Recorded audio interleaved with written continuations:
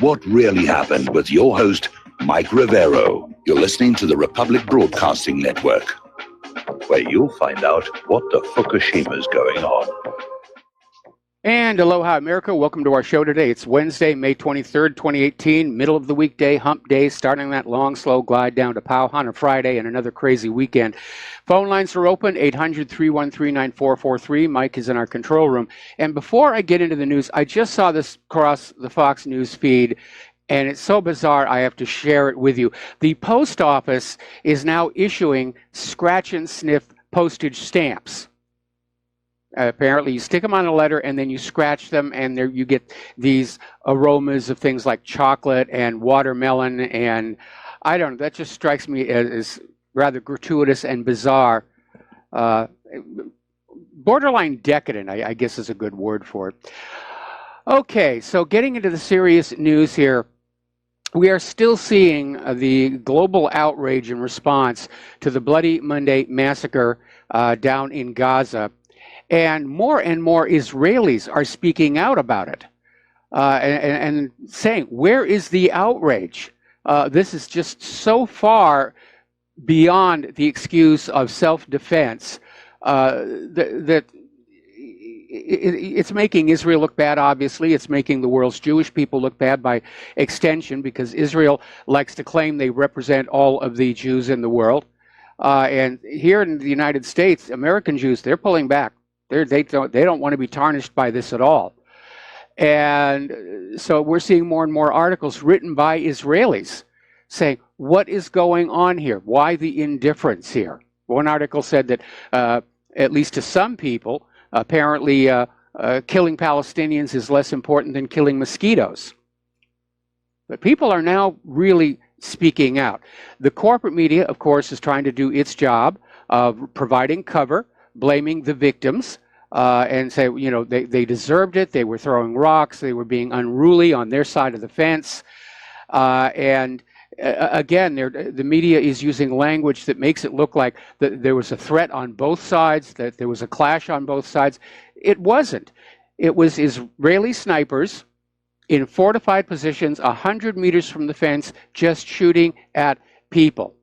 And we're starting to get detailed numbers of the injured. Apparently, 500 of the Palestinians were actually shot in the head. So that's an intended kill shot right there. Now, the European Union is calling on Israel to reinstate the visa for the head of Human Rights Watch office in Gaza, Omar Shakir. His visa was revoked after Israel accused him of supporting the boycott, divestment, and sanctions movement. But the EU notes that if the visa is not reinstated, Israel would join a very short list of countries which have barred Human Rights Watch staff. And that's another stigma that Israel will probably ignore. Now, the United States is considering punitive steps against Palestinian diplomats in response to the threat to take Israel to the International Criminal Court in The Hague. And the U.S. is out there saying that this is a bad move. The U.S. continues to believe that direct negotiations between the two parties are the only way to achieve a comprehensive and lasting peace. Involving the ICC does not get us closer to peace. Well, neither does gunning down innocent protesters. Israel doesn't want peace. They want the land. And once again, the U.S. government has shown itself to be Israel's sock puppet. Israel does not want to be taken to the ICC, so they sick the United States on the Palestinian diplomats. Israel has upped the ante, so to speak. They launched a major attack into Gaza City involving Israeli warplanes and artillery. One Gaza resident, Mohammed Abu Assis, on Twitter was saying Israeli aircraft are bombing several locations in Gaza. Also, the rockets were targeted mainly at the Gaza seaport. He went on to say continuous explosions west of Gaza City shake the sky in flames in different areas, a very heavy flight of Israeli warplanes. Israel basically shelled central Gaza, and their claim here is that they did all of this in response to some Palestinian kids sneaking through the fence and setting fire to an army tent, and then sneaking back. Now, that last part I'm very dubious. I mean, makes it sound like the IDF just aren't paying attention. You know, they got a burning tent here, kids are running away, nothing happens to them.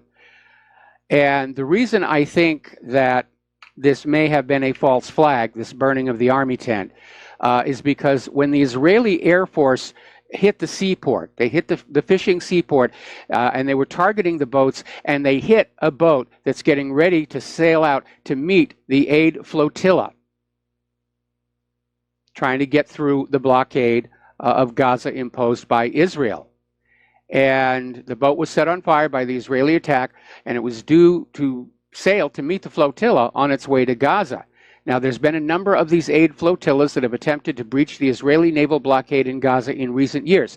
All they carry is food, medicine, coloring books for kids. Nothing that can be construed as a weapon, but Israel always meets them and turns them back. The most notorious such incident happened in 2010 when Israeli commandos killed 9 activists on board the ship Mavi Marmara. Now, we're going to do a shout out to our honor affiliates who are just now rejoining the network. Little bit of a diplomatic whoopsie. Apparently, while celebrating at the new U.S. Embassy in Jerusalem, the U.S. Ambassador to Israel, David Friedman, was photographed posing with a picture of Jerusalem in which a Jewish temple stands in place of Al-Aqsa Mosque. And this photo, of course, made all the Israeli media, a very symbolic way of saying the U.S. backs Israel's building of the third temple. Friedman may not have known that the photo had been altered. It was just handed to him and he posed for the photo. And the U.S. Embassy has demanded an apology for allowing one of their staff to present this controversial image to the ambassador. The U.S. policy is absolutely clear. We support the status quo on the Haram al-Sharif Temple Mount, the statement concluded. But, you know, Israel's just trying to get all these symbols out there that the U.S. blesses their taking over the Temple Mount, even though that's not official U.S. policy. At least not yet. The Israeli occupation forces have issued more demolition orders for the residential and agriculture areas in Yada, south of Hebron, including a medical clinic belonging to the Palestinian Ministry of Health. And the usual excuse is that all of these buildings were built without an Israeli permit. Well, some of the buildings actually date back before Israel even existed. And Israel has a habit of just not issuing building permits in the West Bank. Now, the area is inhabited by a group of Palestinian farmers who depend on agriculture and sheep herding. The area is constantly under attack by Jewish settlers, and there have been numerous attempts to seize their land, and this looks like the start of another one. But again, Israel may have overreached itself because 76 members of Congress have co-signed a letter to Prime Minister Benjamin Netanyahu urging him to end the demolitions and evictions of Palestinians in the West Bank.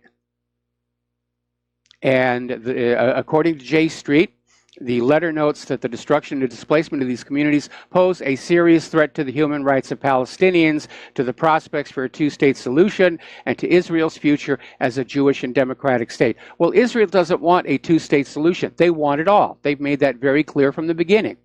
If you look at the maps of Israel and Palestine since Israel's founding, it's Israel constantly grabbing more and more and more land. It's Israel that's trying to wipe Palestine off the map.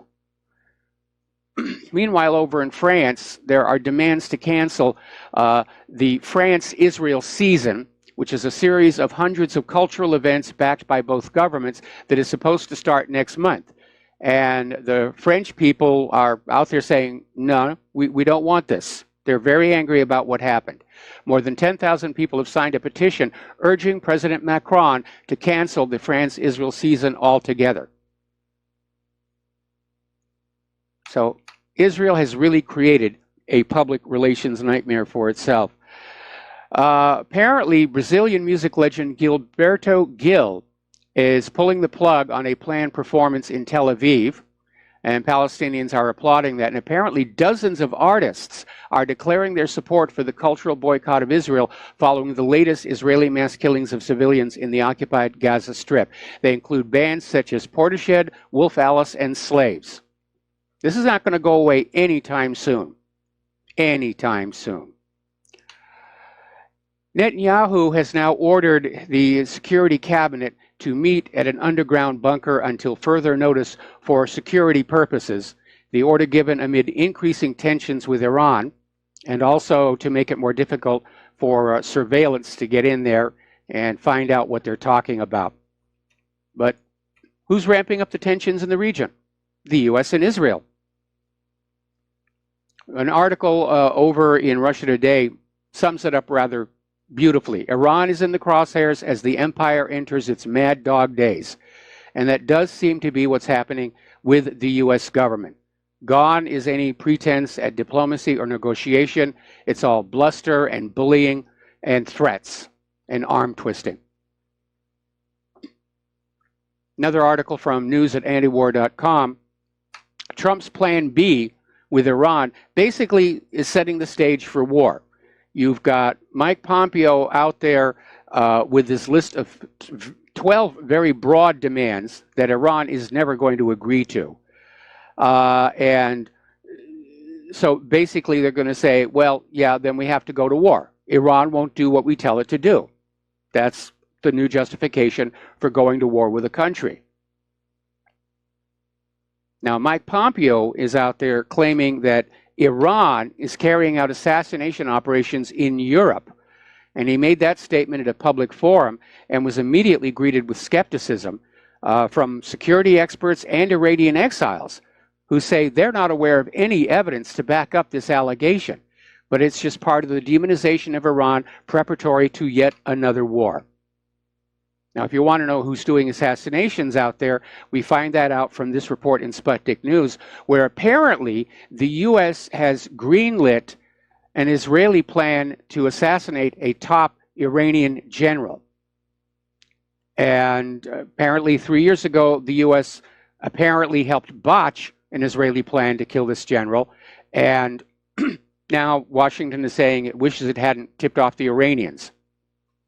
So they're going after General Qasem Soleimani, the commander of the Iranian Revolutionary Guard's overseas arm, the Quds Force.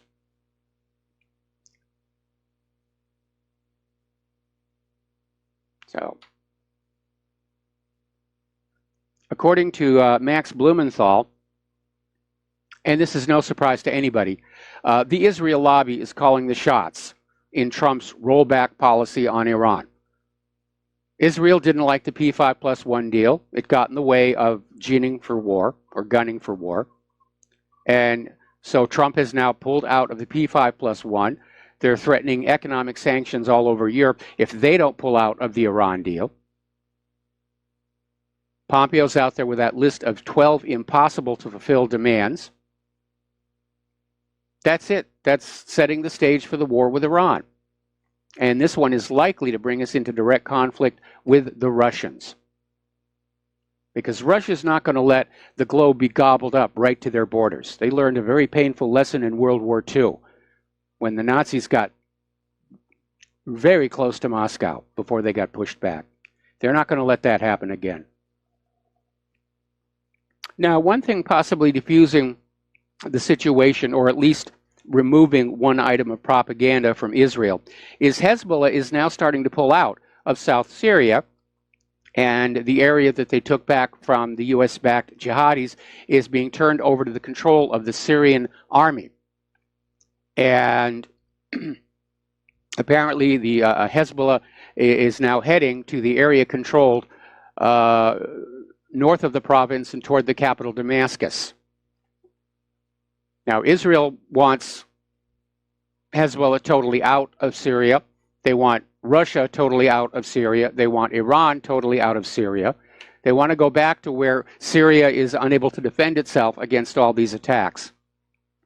Meanwhile, the Syrian government has announced that the capital city is fully under their control. Daesh has been ousted. So Assad basically has won this. There's still mop-up operations going on, unless, of course, there is a false flag gas attack and the U.S. launches another major war, which I would say at this point is likely. ISIS has now counterattacked near Palmyra, and it's their biggest attack in the past few months. They've attacked positions of the Syrian Arab Army near the T3 pumping station. They're trying to get back in control of that oil infrastructure because they use that oil to raise money for their operation.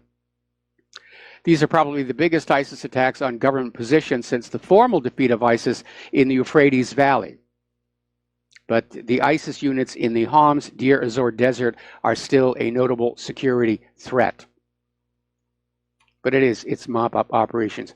Now Israel, once again showing to the world the meaning of chutzpah, has come on out and warned Damascus not to use air defenses against Israeli jets flying inside Syria.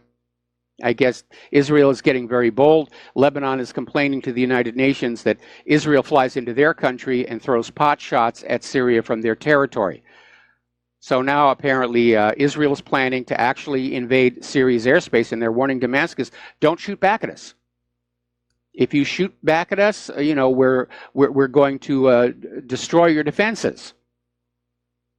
And Israel said, all batteries that fire on Israeli aircraft will be destroyed. All batteries that do not fire on us will not be destroyed, saying this is a permanent policy. That is a lot of chutzpah. I mean, Israel is committing acts of war against Syria right now. And Syria has every right to defend itself from these acts of war. When you take military hardware into somebody else's country without permission, technically that's an act of war. Now, I want to reiterate one more time that when clearing out some of these militant strongholds, they're finding American weapons, Israeli weapons, British weapons, NATO weapons.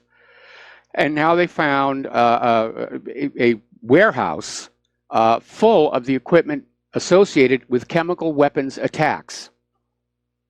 So we know the materials are inside Syria to launch a chemical weapon attack and try and blame it on Assad. But again, look for what should be there and isn't. And what isn't there is a reason for Assad to do something that's stupid. He's already winning the war. ISIS is collapsing. The militants are being driven on out. He has no reason to use a chemical weapon, especially knowing that that would be the one thing that would give the U.S. an excuse to come on back in and re-escalate the war. Over in Great Britain, we're finally starting to hear from the Skripals, and Yulia Skripal gave an interview, and the Russian embassy is a little concerned. First of all, looks like there's a tracheotomy scar on her neck. But Moscow is still concerned that even though she's given this interview, the language she used in the interview suggested she had been primed and coached and told what to say. The British government is still not allowing anybody from the Russian embassy or the Skripal family to have direct contact with Yulia Skripal. And the embassy, needless to say, is very, very concerned about that. Getting on back to Palestine, they've officially joined the Chemical Weapons Convention, and the state of Palestine, they're out there acting like a government. Hamas is acting like a government. They're joining all these international organizations, and that's a very, very good thing. Up in Afghanistan, the Afghan people are questioning the value of the United States forces in the fight against the Taliban. And the Pentagon watchdog is admitting, well, there's been a lack of progress. Now remember, Afghanistan is known as the graveyard where empires go to die. Britain certainly learned that. The Soviet Union learned that. Now the U.S. is learning that. But those U.S. forces in Afghanistan are less concerned about going after the Taliban and more concerned about guarding all those opium fields and that pipeline right of way. That may have something to do with it. We have to take a break for commercials, and we'll be right back after these few words from our sponsors. And aloha, America. Welcome back to the show here. And turning toward Korea, as the summit approaches, we hope, North Korean media is returning back to the angry and confrontational tone.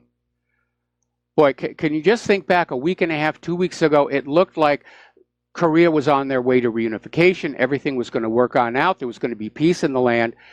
And then you get John Bolton out there screaming at North Korea. You get the military exercises, the nuclear bombers flying along the border. The one thing North Korea said, don't do, or this is all off. And now we're back to square one. We're back to where the war hawks want us, getting ready to invade North Korea. And considering how badly we did in the original Korean War, or the start of, it's still technically ongoing Korean War, that's really not a good idea. The U.S. doesn't really do very well in jungle environments, such as Vietnam. They're really good in desert territory, where they can see the enemy. They don't do well in jungle action. And the forecasts are that a war on the North Korean peninsula could cost 500,000 lives. So whether or not the summit is going to happen or not is up in the air. The latest word out of Washington, D.C. is that Trump may just pull on out unless there's a good deal on the table. In other words, they've gone back to this idea of saying, you give us everything we want first, then we'll talk and see what we're going to do for you. And Mike Pompeo is out there saying that a bad deal is not an option for the United States. He's out there saying the American people are counting on us to get this right. No, we are not.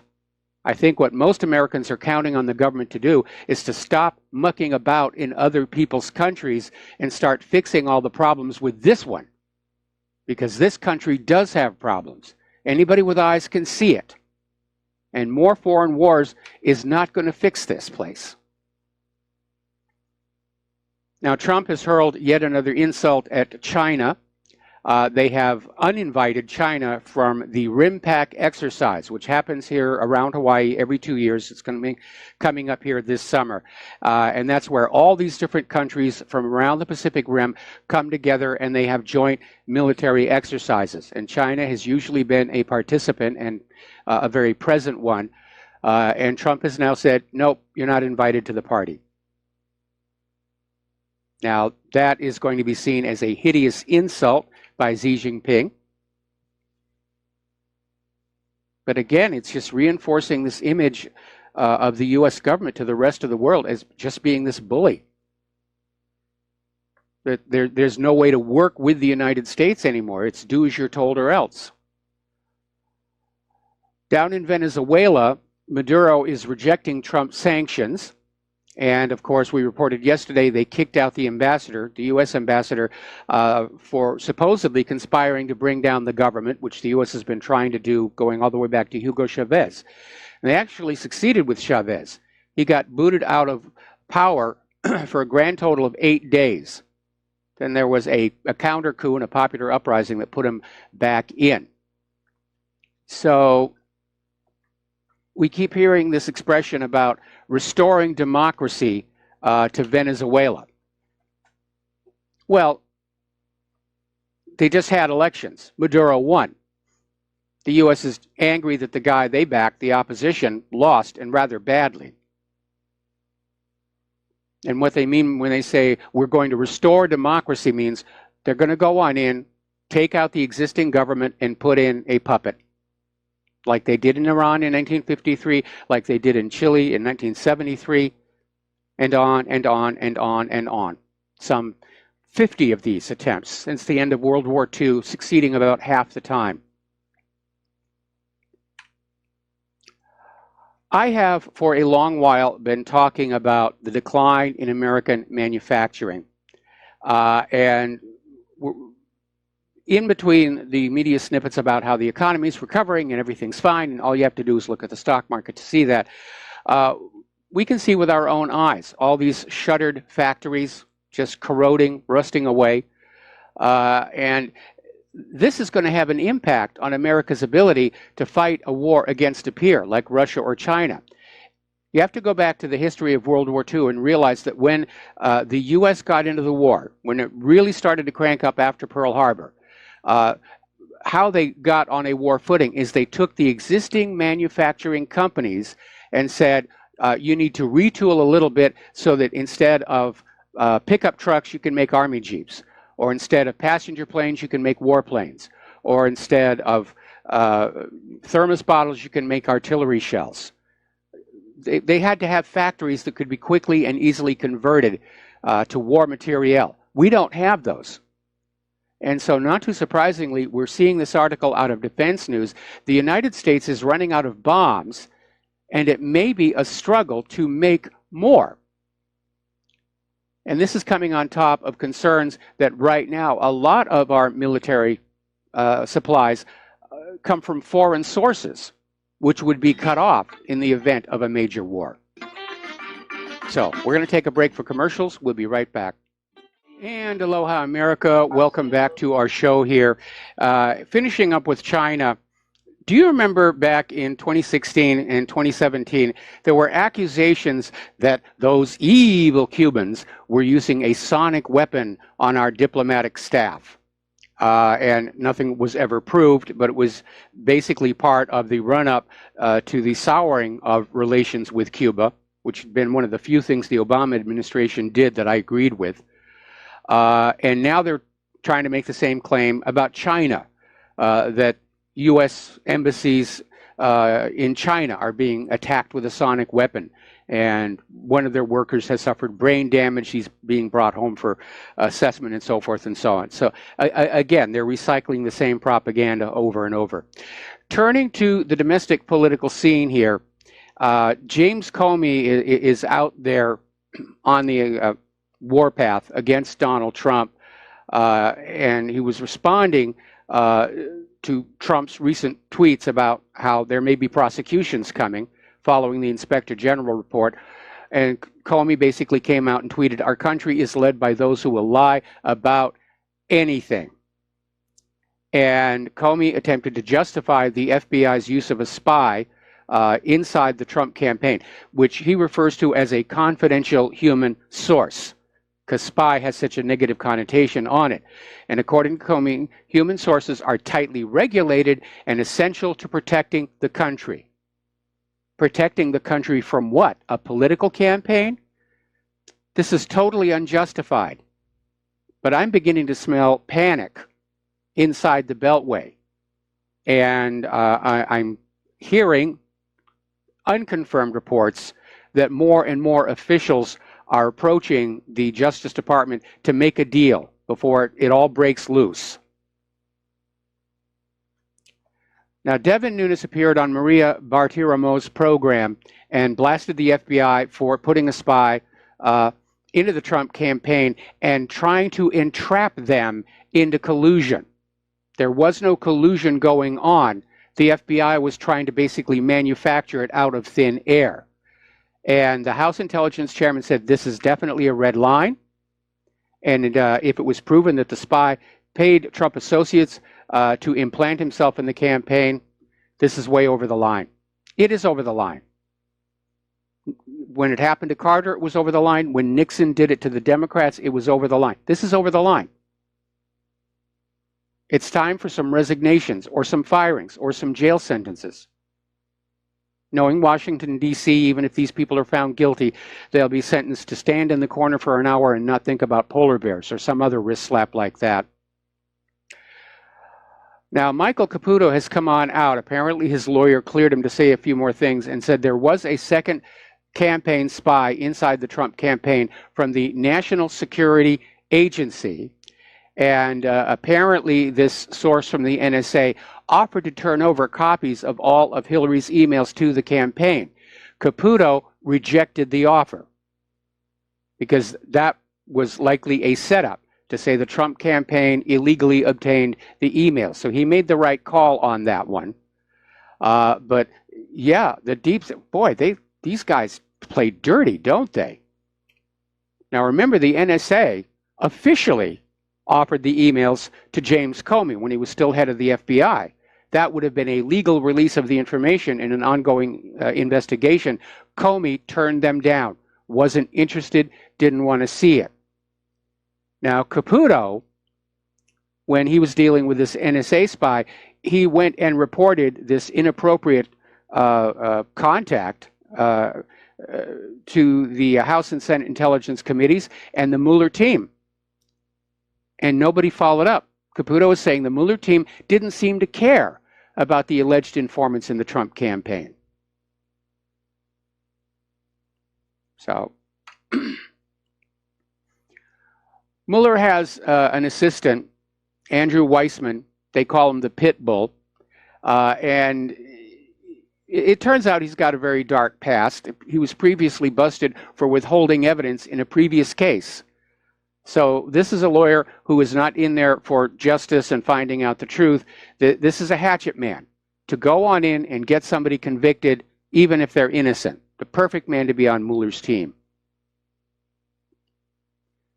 So anyway, getting on down here. Strange, no phone calls yet. And of course, the corporate media is still on their anti-Trump crusade. The corporate media hates Donald Trump. The president hates them back on Twitter. And it's time to start evaluating just how all this partisanship and rancor has distorted the corporate media to the point where most people don't trust it anymore. It's seen as biased, unreliable, propagandistic. And their audience numbers, viewership numbers, readership numbers are all showing it. People are turning away from the corporate media because they want to go someplace where they can just see the facts presented and decide for themselves, not just have a lot of rhetoric thrown at them. Now, in the next week or so, we're probably going to see dueling polls here because Reuters just had a poll and Republicans have taken the lead looking into the midterm elections this November. And the Democrats promptly came on out with another poll saying, no, we're still 2 points ahead. Over at the White House, Trump has ordered a house cleaning to try and stop the leaks. The place leaks worse than a colander. And it looks like there are just going to be a lot of firings. They don't know who the leak is. They're just going to start replacing staff en masse. So apparently Trump has ordered Chief of Staff John Kelly to initiate the culling. And that's hoping that Kelly himself isn't the leak. But it is a very disloyal thing to do, to be entrusted into the White House, into a position like that, and then start peddling information all over in exchange for, what, free drinks, women, drugs, kids, who knows what's going on out there. But we are seeing the corporate media starting to backpedal on Russiagate. It's starting to sink on in that there is no there. And we're getting this chorus from the media saying it's not the fault of the FBI that the investigation has dragged on with nothing to show for it. It's not the fault of Mueller either. It's not the fault of the corporate media, even though all they've done for the last 2 years is scream about Russia. You know, it's just how the system works. If anything, the inquiry should have been better funded and had more authority. But overall, they're starting to pull on back and distance themselves. Because when the Mueller investigation, as it has already done, comes up empty, the corporate media is going to look rather silly for having been out there for 2 years screaming, yes, any day now, Mueller's going to find something. We're going to impeach that guy at the White House. We're going to get rid of President Orange.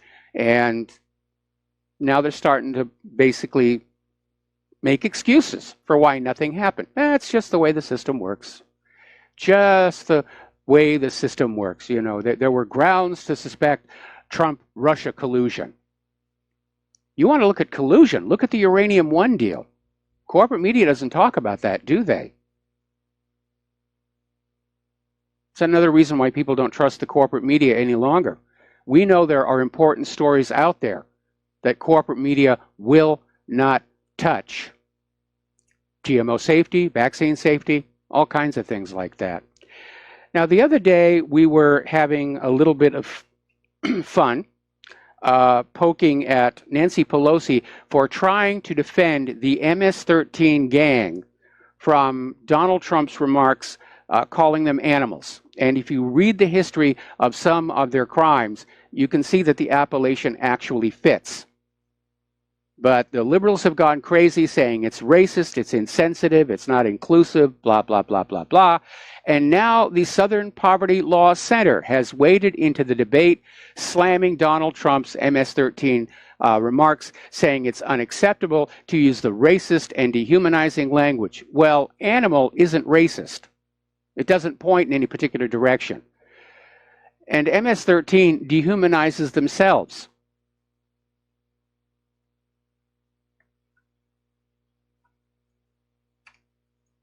I think they're trying to protect MS-13 because that is the growing and very visible face of the open borders policy.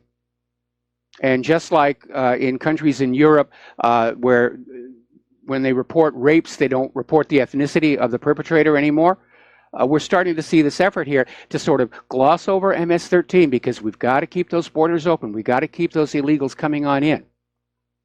Just got to keep the globalization machine going. And yes, MS-13 are very, very bad. And many of them are illegal immigrants. Others are local recruits. But it is an imported gang.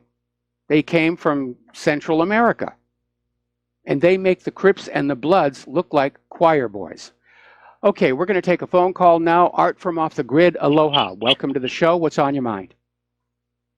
Hey, Mike. Interesting. I'm sitting and listening to these interviews with Comey and Clapper and, just trying to see what I can find that can maybe flip the tables on these clowns. And, well, lo and behold, we've got it.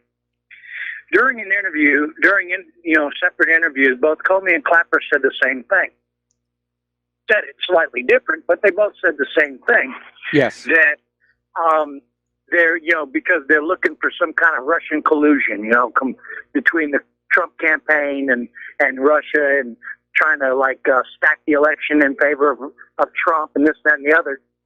But then recently we have Clapper's the one that really comes to mind when he's being asked on The View about this whole spying thing. And, well, I don't like really using the word spying, but we weren't necessarily spying on Trump. What we were doing was we were trying to keep tabs on what Russia was doing to protect the Trump campaign from any kind of interference into our election system and whatever.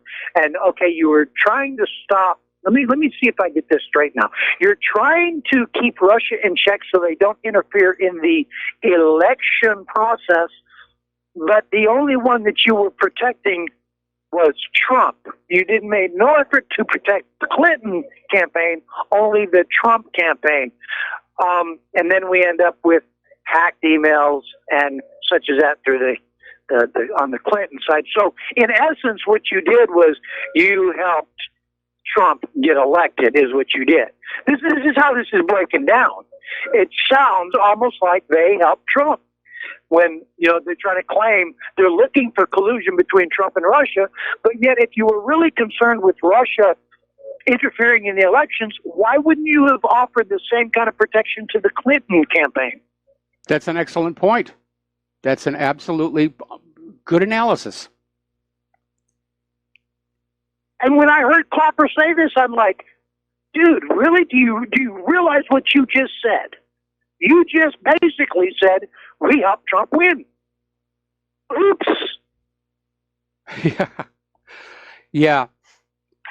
The lies are getting thinner and thinner and thinner and easier to see through. So good catch on that one. All right, man. Thanks. Have a great one. All right. Thanks an awful lot. We're going to switch over to Dustin in New Jersey. Aloha, Dustin. Welcome to the show. What's on your mind? Mike, did you happen to catch the video they released of the four below? Yes, I did. It's posted to whatreallyhappened.com. Impressive, ain't it? Yes, it is. As deadly as they are. Not so much for the people saying, "Oh, they got a rust bucket. They're all rusted stuff." That was 20 years ago. It's just 2018. Yes. Hey, Mike. I wanted to talk about the oil prices. Now, what do they call it? The tar sands in Canada. That takes like energy to get to get oil out of the tar sands, right? Like so.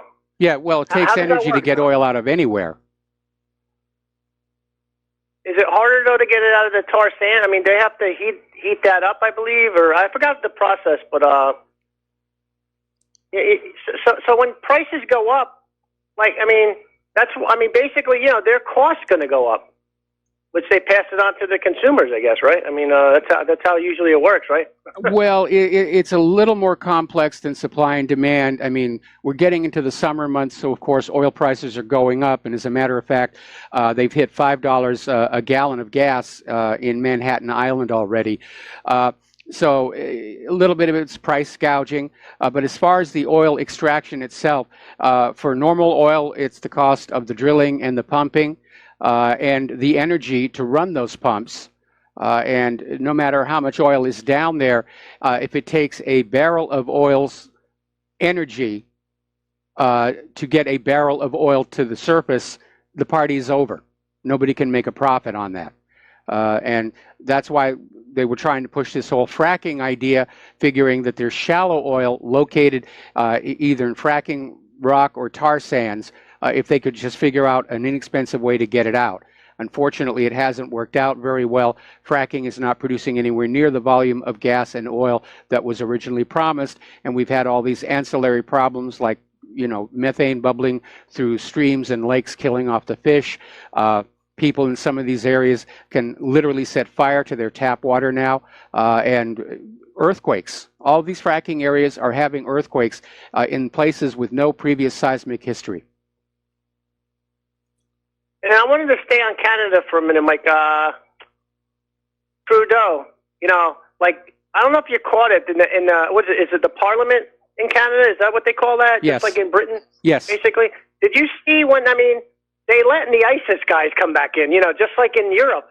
So we know they've been letting these people go fight, and then they come back into their countries. I'm wondering, Mike, how's this guy living? Who's paying his monthly universal basic income? That's what I want to know. Well, obviously the Canadian people. Because the gentleman from Canada, I forgot his name. He called in. He's like, gas prices are high up here a liter. I'm like, they find money for these people, like the refugees, but they just can't seem to help out the Canadian and their well, U.S. We're seeing that here in the United States. The illegal immigrants are getting a better deal from the U.S. government than legal citizens. Anyway, Dustin, I got to let you go here. We got to take a break for commercials, and we'll be right back. And aloha, America. Welcome back to our show.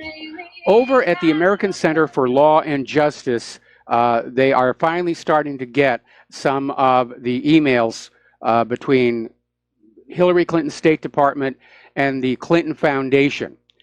And it took a lawsuit because everybody's stonewalling on this issue, but they've uncovered thousands of these emails in which, well, basically, it puts the lie to Hillary Clinton's claim that there was a firewall between the State Department and the Clinton Foundation, so that there was no pay-for-play going on. But these emails definitely prove there were favors being granted to Clinton Foundation donors. And they're still going through all of the emails, but so far they have found, let me look for the number here, basically 30,000 emails, and it just totally debunks the claim that there was a firewall between Clinton State Department and the Clinton Foundation. So they're just now getting these documents from the Freedom of Information Act lawsuit. These are all supposed to be public records. But apparently there were just huge amounts of communication between the Foundation and the State Department. Cheryl Mills, Huma Abedin, and Doug Band. And Doug Band was sort of the liaison over at the Clinton Foundation for donors looking for favors and official acts from the Hillary Clinton State Department. So there it is. And we need to really see that this gets put out there. I guarantee you the corporate media is not going to cover this. So if there's one article off of my website that you should click the URL and email to everybody you know, that's the one right there. That's the one right there. turning to the economic news, there is still a lot of talk about the Federal Reserve hiking rates soon, but not just yet, to basically allow what they're calling an inflation overshoot. And a big question is, how symmetric is the Fed's reaction function to inflationary upside? How much will the Fed allow inflation to overshoot, and how much attention are they really paying to the collapsing yield curve? Now, Bloomberg noted that a key focal point of this issue will be to further distinguish the main threshold separating the 3 and 4 like camps in the 2018 dot plot. So we're getting into some of the jargon there. But the situation, again, the economy is overstressed. It is crippled with debt. And it's all because of that private central bank, which by design creates more debt than money with which to pay that debt, to entrap and enslave the citizens of a nation and eventually the nation itself. Every nation with a private central bank that loans the currency into circulation at interest is struggling right now. We got to take a break for station identification. We'll be right back. And aloha America, welcome back to our show. We're talking about the economic news. It's hour number 2. The phone lines are open, 800-313-9443. Over at Wells Fargo in their municipal bond division, apparently things are not going well. And we know that municipal bonds are not performing very well because a lot of cities can't, repay it right now. They don't have the money. They're hovering at the edge of bankruptcy. And so Wells Fargo has been forced to dismiss several senior bankers. So that's another bad sign that the economy is not doing as well as the government and corporate media would like you to believe that it's doing. Very interesting study was done. This is reported over at Zero Hedge. And let me preface this by reminding you that yesterday I was saying that something like 43% of Americans don't have enough money to pay rent and food, and they're having to make choices. And according to this article, Americans are more likely to pay their cell phone bill rather than their car loan. And I guess they see the cell phone as more important, or it may be that it takes a long time from a default on a car loan to a repossession. And it's one of the reasons why Claire and I paid cash for our car that replaced the stolen Honda, because it's ours now, and no bank can come take it away when the economy implodes. Let's take a phone call from Steve Elkins. Aloha, Steve. Welcome back to the show. What's on your mind today? Well, we haven't heard Trump talk about the elections in 2020, presidential election again, because I assume he's going to run again. But my wife and I were talking the other day, and she mentioned something that was really interesting. And I thought, yeah, doing the math, we deplorables, which were about 50%, I guess, the whole country was divided on this last election. So doing the math of the deplorables, we've all abandoned the Trump train, and I know I have. So if you're looking at 50% of the population that was in support of Donald Trump is now down to maybe, let's say, 20% abort, take off. You got 30%. He can't win with 30%. Nope. In 2020. So I actually theorize the Republican parties, they don't like him anyway. They're not on the same page. They never like him. I wouldn't be surprised in 2020 if they actually find another candidate and support that candidate, that Republican candidate, and Trump, well, either he bows out or he's going to get some really bad, dismal numbers. But I can't see him winning in 2020 when people who supported him, his own base is actually taking off and leaving him. Like I said, I'm gone. I'm off the train. You're right. He isn't talking about it, and he may have just decided he's going to be a single-term president. But you're right. Unless the situation improves greatly for the American people, unless Trump starts keeping some of those promises that affect the entire nation, like draining the swamp, vaccine safety, honest elections, then Trump won't survive the primary season. Right. That's it. One-term president. That's it. Yep. Hey, thanks, Michael. Appreciate it. All right. thanks an awful lot. We're going to switch over to Raleigh in Minnesota. Aloha, Raleigh. Welcome to the show. What's on your mind? Hey, Mike, we had such a good talk yesterday. I just wanted to correct something that I said yesterday before I dive into the topic. It's the Surgeon General that wears an admiral uniform, not Sessions, the Attorney General. But I was giving you a call about shootouts that have been happening on a frequent basis in South Africa involving South African gangsters. They've been attacking cash and transit vans, and there was one such heist that was done in Johannesburg Thursday morning at 9 a.m. involving a bunch of men that rolled out of a SUV and attacked one of these vehicles and actually blew up the van, with money all on fire. We don't know how much money has been stolen in totality, in number, but it looks a lot like the movie Heat, the 1995 movie with Robert De Niro, Al Pacino, and Val Kilmer. And it's happening on a monthly basis. I wrote an article and posted it on the Renegade Tribune this morning, but this phenomenon was new to me. But they do it on broad daylight, and they've actually blocked off a whole section of the suburb that they were in just to do this particular crime. And there was rumored that one of the police officers were involved in attacking the G4S security team that was actually carrying the money. And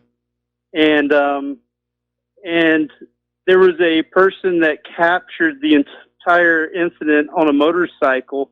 And then you got a woman that's inside of a building who talks really pleasant, that sort of English, Australian sort of accent, really fine, everybody calm down, it's going to be fine. And then she says, "Holy smokes," really loud, but she didn't say "holy smokes," when she heard the bomb go off. I understand. Thank you for constraining your language. Right. And I can't believe that this is the phenomenon going on in South Africa right now, where, you could get caught up in a gunfight between gangsters. Like, there was a dozen of them all together. And they actually got a police officer testify, that, what exactly happened and transpired. And they actually caught some of them. They got a helicopter to follow exactly their whereabouts for 5 of them, but 6 of them on the loose. And it's absolutely amazing. And it's something that happens like on a monthly basis in South Africa now. Well, South Africa, unfortunately, looks to me like it's heading to be the next Zimbabwe. First of all, with the land grab away from the heritage white farmers, and again, these white farmers are being penalized for something they had no control over, because these farms have been in South Africa for several generations.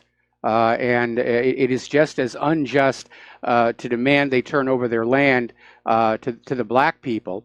What happened in the past is in the past, and again, they're going to wreck the place. Absolutely, the police are playing cowboys, and the Mupakanaba are playing Indians, and that's what exactly it is. There's barely any rule of law in South Africa right now. It's basically being held together by a piece of duct tape.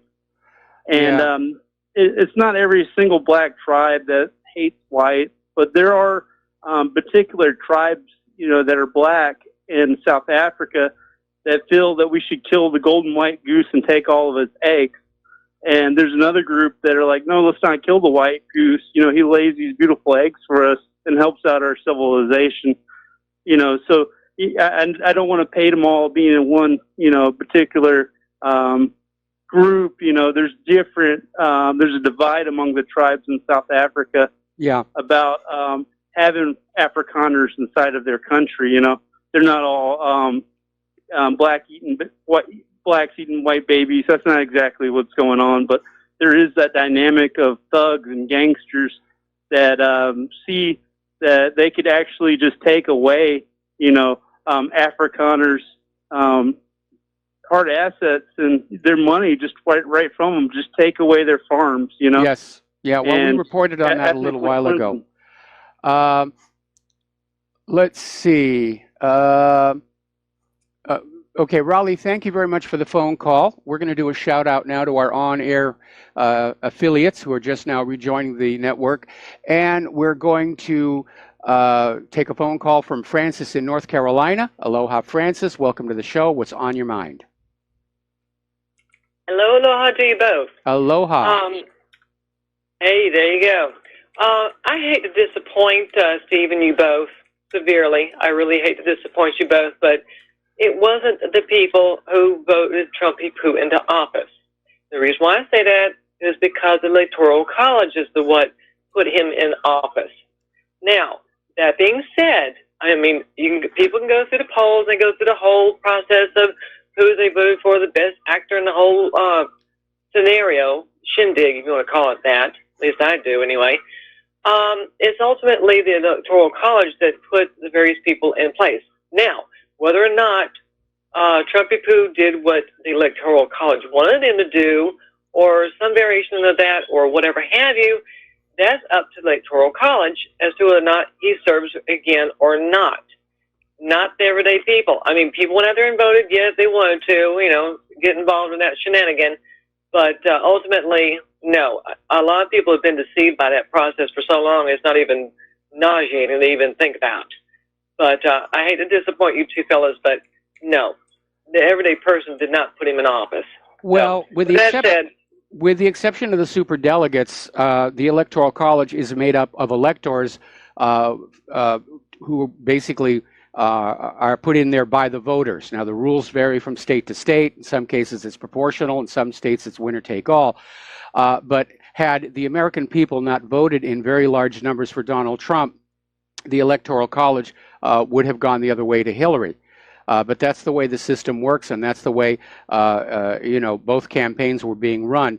And it was almost childish for Hillary Clinton to come on out after the election was over and start declaring that we should ignore the Electoral College. I won the popular vote, except that we know that a lot of illegal immigrants voted for her, and their votes really should not count. So she didn't win the popular vote either.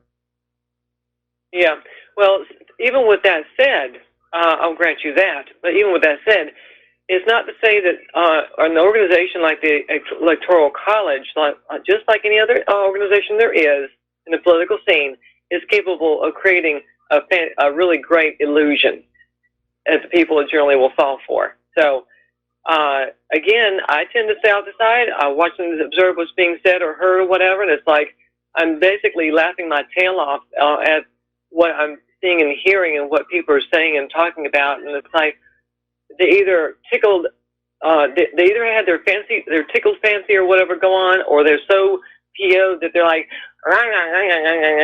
you know, like a piranha or whatever, you know, in the water. Yes. But it's like, please, people, pull yourself together. I mean, you've been played, you've been had, you took the bait, line, hook, and sinker.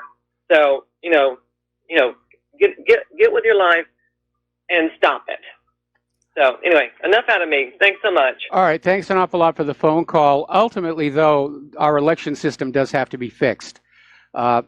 We know that the electronic voting and counting machines are very easy to hack by the workers at the poll. If you go over to blackboxvoting.org, you can see a lot of material about that.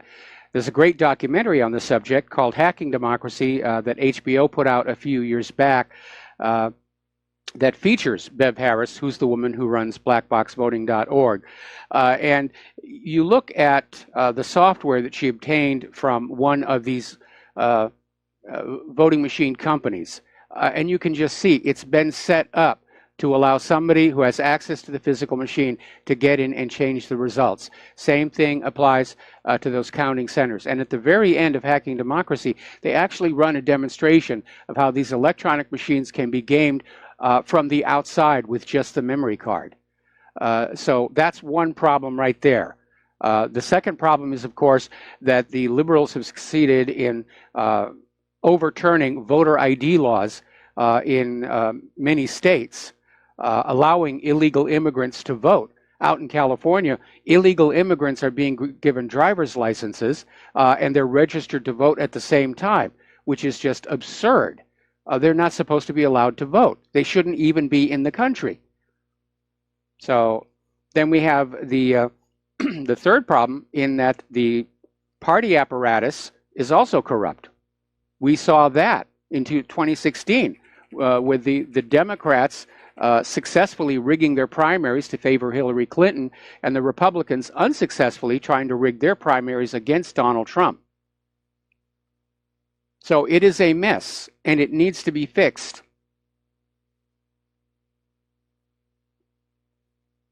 Now, as far as the Electoral College is concerned, there are arguments for and against it. Originally, the Electoral College existed at a time when horse and buggy was how you got around the country. And even though the country was a lot smaller, it could take a very long time for electors to reach the Electoral College. Back in those days, you didn't get the results of the election that same night. It could take weeks. And rather than just try and bundle up and carry all the ballots cast in a state, they said, we'll just have an elector, and whoever wins the election in the state, gets the electors. And the electors are apportioned according to population. And then they would all get together and cast their votes. Now, a lot of people say that the Electoral College exists to basically prevent the domination of elections by high population states, and basically that if the Electoral College was removed, you would have the candidates focusing all their attention on the big cities and basically just ignore the people in flyover country who would never get a chance to meet the candidates and express what their concerns about the country were. So there's arguments on both sides. Personally, I think with today's technology, we could have a direct participatory election system. In other words, decisions that are being left up to Congress, big decisions, could be put to a direct vote of the people, like whether we go to war or not. Anyway. So we were talking about how Americans are more likely to pay their cell phone bill over their car loans. And apparently, this finding is going to boost the demand for securities that are backed by cell phone purchases. And yes, I am not kidding you, there are cell phone-backed investment bundles coming to a Goldman Sachs retail branch near you. They learned absolutely nothing from mortgage bundling, student loan bundling. There are even bundles of home alarm contracts. So, Japan, Russia, and Turkey are starting to push back at Trump's tariffs, and they're basically over at the World Trade Organization talking about potential retaliation for tariffs on steel and aluminum. And they're talking about a total of around $3.5 billion in losses annually. Now, a lot of people are saying the tariffs are a good thing. It's going to stimulate American jobs.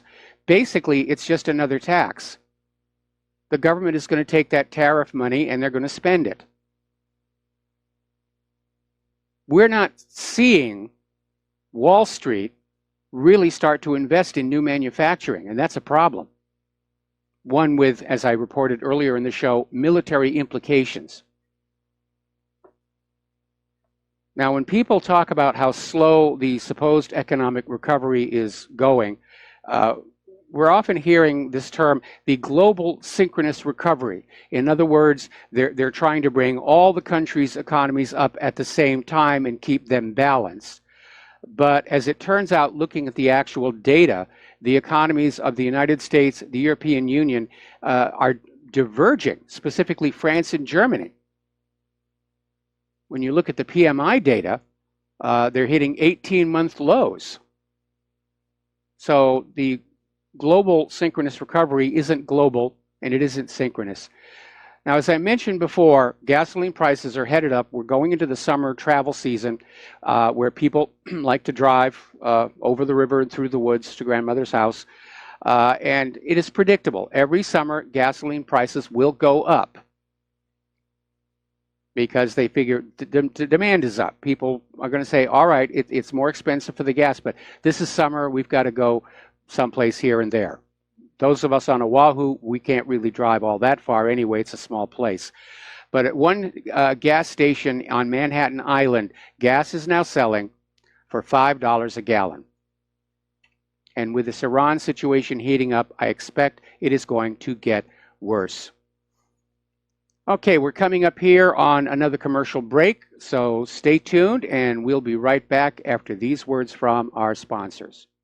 Aloha, America. Welcome back to our show. We're still talking about the economic news. And a few days ago, Total basically pulled out of a multi-party Iranian oil project. They had a big chunk of it. They're walking away from that because of what everybody sees is a coming war against Iran. And now British Petroleum has become the second company to basically pull on out. And they have halted work on a gas field that it co-owns with National Iranian Oil Company in the North Sea, citing the U.S. plans to reimpose sanctions on the Islamic Republic. Now, Iran owns half of the Hroum field northeast of Aberdeen, and BP holds the other half, which it plans to sell to a U.S. or rather a British-listed producer, Serica Energy. So they're just getting on out while the getting is good.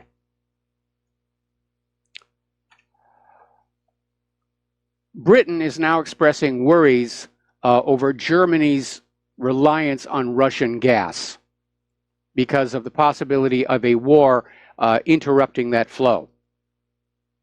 And I'm wondering why this is coming from Great Britain. But again, it appears that somebody somewhere is considering a hot war with Russia. Or the more likely explanation is Britain wants Germany to buy gas from somebody other than Russia as another form of economic warfare. Okay, we're going to take a phone call. Pete in Florida. Aloha. Welcome to the show. What's on your mind? Hi, Mike. I'm really liking the idea of a direct democracy, holding plebiscites. The first argument people like to say is that's tyranny of the majority, and I would counter back and say that's tyranny of the minority that we have right now. I mean, yes. We have 545 telling 333 million people what to do, right? Right. Yep, absolutely right. There's something else I want to clarify. Yesterday on your show, you threw psychology and psychiatry under the bus, and yes. My undergrad is in psychology, and I think for the opinion that you made, you're right about cognitive psychology and how the DSM-5, Diagnostic and Statistical Manual version 5, has really turned the pharmaceutical industry into a bounty.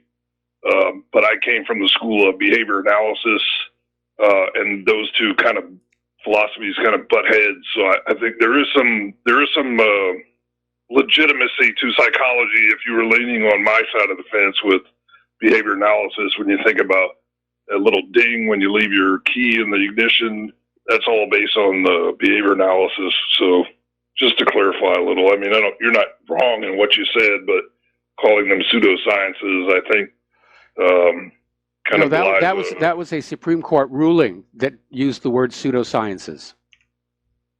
Well, and those guys are all lawyers. I mean, how much should we believe them, right?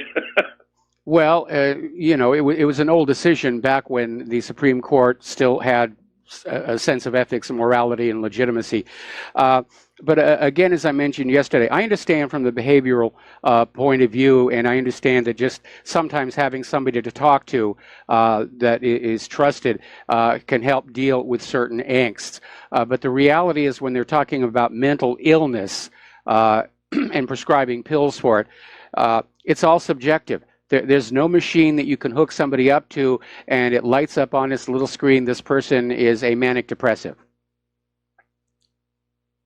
Well, they came out with that, I forgot what the O stands for, that something defiance and disorder, and you look at the acronym, it's odd. Well, he's odd. Well, let's give him pills. You know, I mean, that's how silly it's gotten. I agree.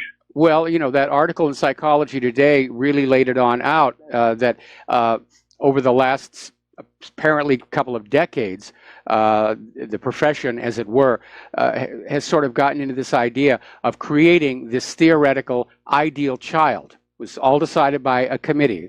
An ideal child will have these behavior traits, will feel strongly about this, not so strongly about that, and then started simply medicating all children who didn't fit into that ideal. But as Psychology Today pointed out, kids come in all shapes and sizes, and we're all unique individuals. And this attempt to drug children into being just these cookie-cutter copies of each other, yes, it made a lot of money, but was it good for the kids? And I think the answer there would be no. I agree with you, sir. Have a great day. All right, thanks an awful lot. Over in Italy, the Lega leader is telling France to mind its own business after France stuck their nose into Rome's internal economic affairs. French Economy Minister Bruno Le Maire called on the country's new Eurosceptic government to maintain its efforts to reduce its giant public debt in line with the European Union fiscal rules. And I think one of the reasons that the Eurosceptics are now in power in Italy is the Italian people is sick and tired of the European Union's fiscal rules and the predatory behavior of that European Central Bank. All right, we're going to take another break for commercials here, and we will be right back. Aloha, America. Welcome back to the show here. We're going to go to the phones. Nathan in Northern California. Aloha, Nathan. Welcome to the show. What's on your mind today? Oh, hi, Michael. Thanks for taking my call. I just wanted to speak a little bit about Gaza and possibly, if I can, just a comment or two on Parkland. Okay. Maybe Texas as well. But to get to the point on Gaza, I have to go back to around 10 years old and talk about a story I overheard my father talking about when he was in Korea. He was a fighter pilot in World War II, got called back up for Korea, and he was on the carrier with the squadron, and they got called up to go on a mission. They had spotted 3,000 Chinese trying to get off this small island and get to the mainland. The mission was to just wipe them all out. But when they got there, he said it was like a mile-long snake, and they were marching single file, and they were stuck in the mud. And he said the key to a successful mission was to see how well you could fly these S-curves and shoot at the same time. And he said when they were coming in, they would bend over at the waist, and as they went over, they would pop up and try to shoot them. Well, anyway, the end result was that none of them made it off the island. None of them. It was a slaughter. It was a massacre. But I was 10 years old at the time, and it's like good guys and bad guys, cowboys and Indians. And I said to my father, boy, you must have gone back to the carrier, and everybody must have celebrated and been really happy about that one, huh? And he says, no. He said, nobody said a word. And I didn't understand this at the time, being 10 years old, but when I got into my 20s or 30s, it kind of dawned on me as to what happened. They were in a situation where, these guys were stuck in the mud. They couldn't get out of the way of the fire, and their guns were totally useless against Corsairs coming in at 400, 450 miles an hour. It was basically, like I said, a slaughter, a massacre. And it was probably a mission that all of the pilots wished that they had never, had to go on. And he also mentioned that if they'd have just waited till dark and the next low tide, all of them could have made it off the island. It was almost like he's rooting for the enemy. But to fast forward and get into Gaza, how do these hotshot Israeli F-16 pilots feel about bombing Gaza. And in this case, you're bombing innocent men, women, and children. And then you have the artillery guys outside of Gaza firing into it. And now you have the snipers killing innocent men, women, and children. How do they live with themselves? I just don't get it. I just think it's absolutely a terrible tragedy. I have heard that members of the IDF, they do commit suicide. Yes. But Israel covers it up. Yes. And we kind of cover it up around here, too. But anyway, I remember seeing... see what's happening in Gaza. This was many years ago, but somebody actually did interviews with the IDF soldiers after one of the military incursions into Gaza, and most of them, were just kind of shrugging their shoulders. They weren't happy, but they're there to do a job. They're obeying their orders. But I imagine that as they get older, this stuff will come back to haunt them, because it's one thing when you are in a real war shooting at somebody who's trying to shoot you, and it is quite another to just be slaughtering innocent civilians. And the fact that Netanyahu says there's a state of war doesn't change the reality. The Gazans are unarmed. They've got rocks and slingshots at best. And Israel has the very latest modern weapons that U.S. tax dollars can buy. Right. Well, I would imagine that there are some people out there that feel pretty bad about what they're having to do, and the whole thing is just a mess. And I'm pulling for the Palestinians. I hope there's better days ahead, but I'm not going to bank on it.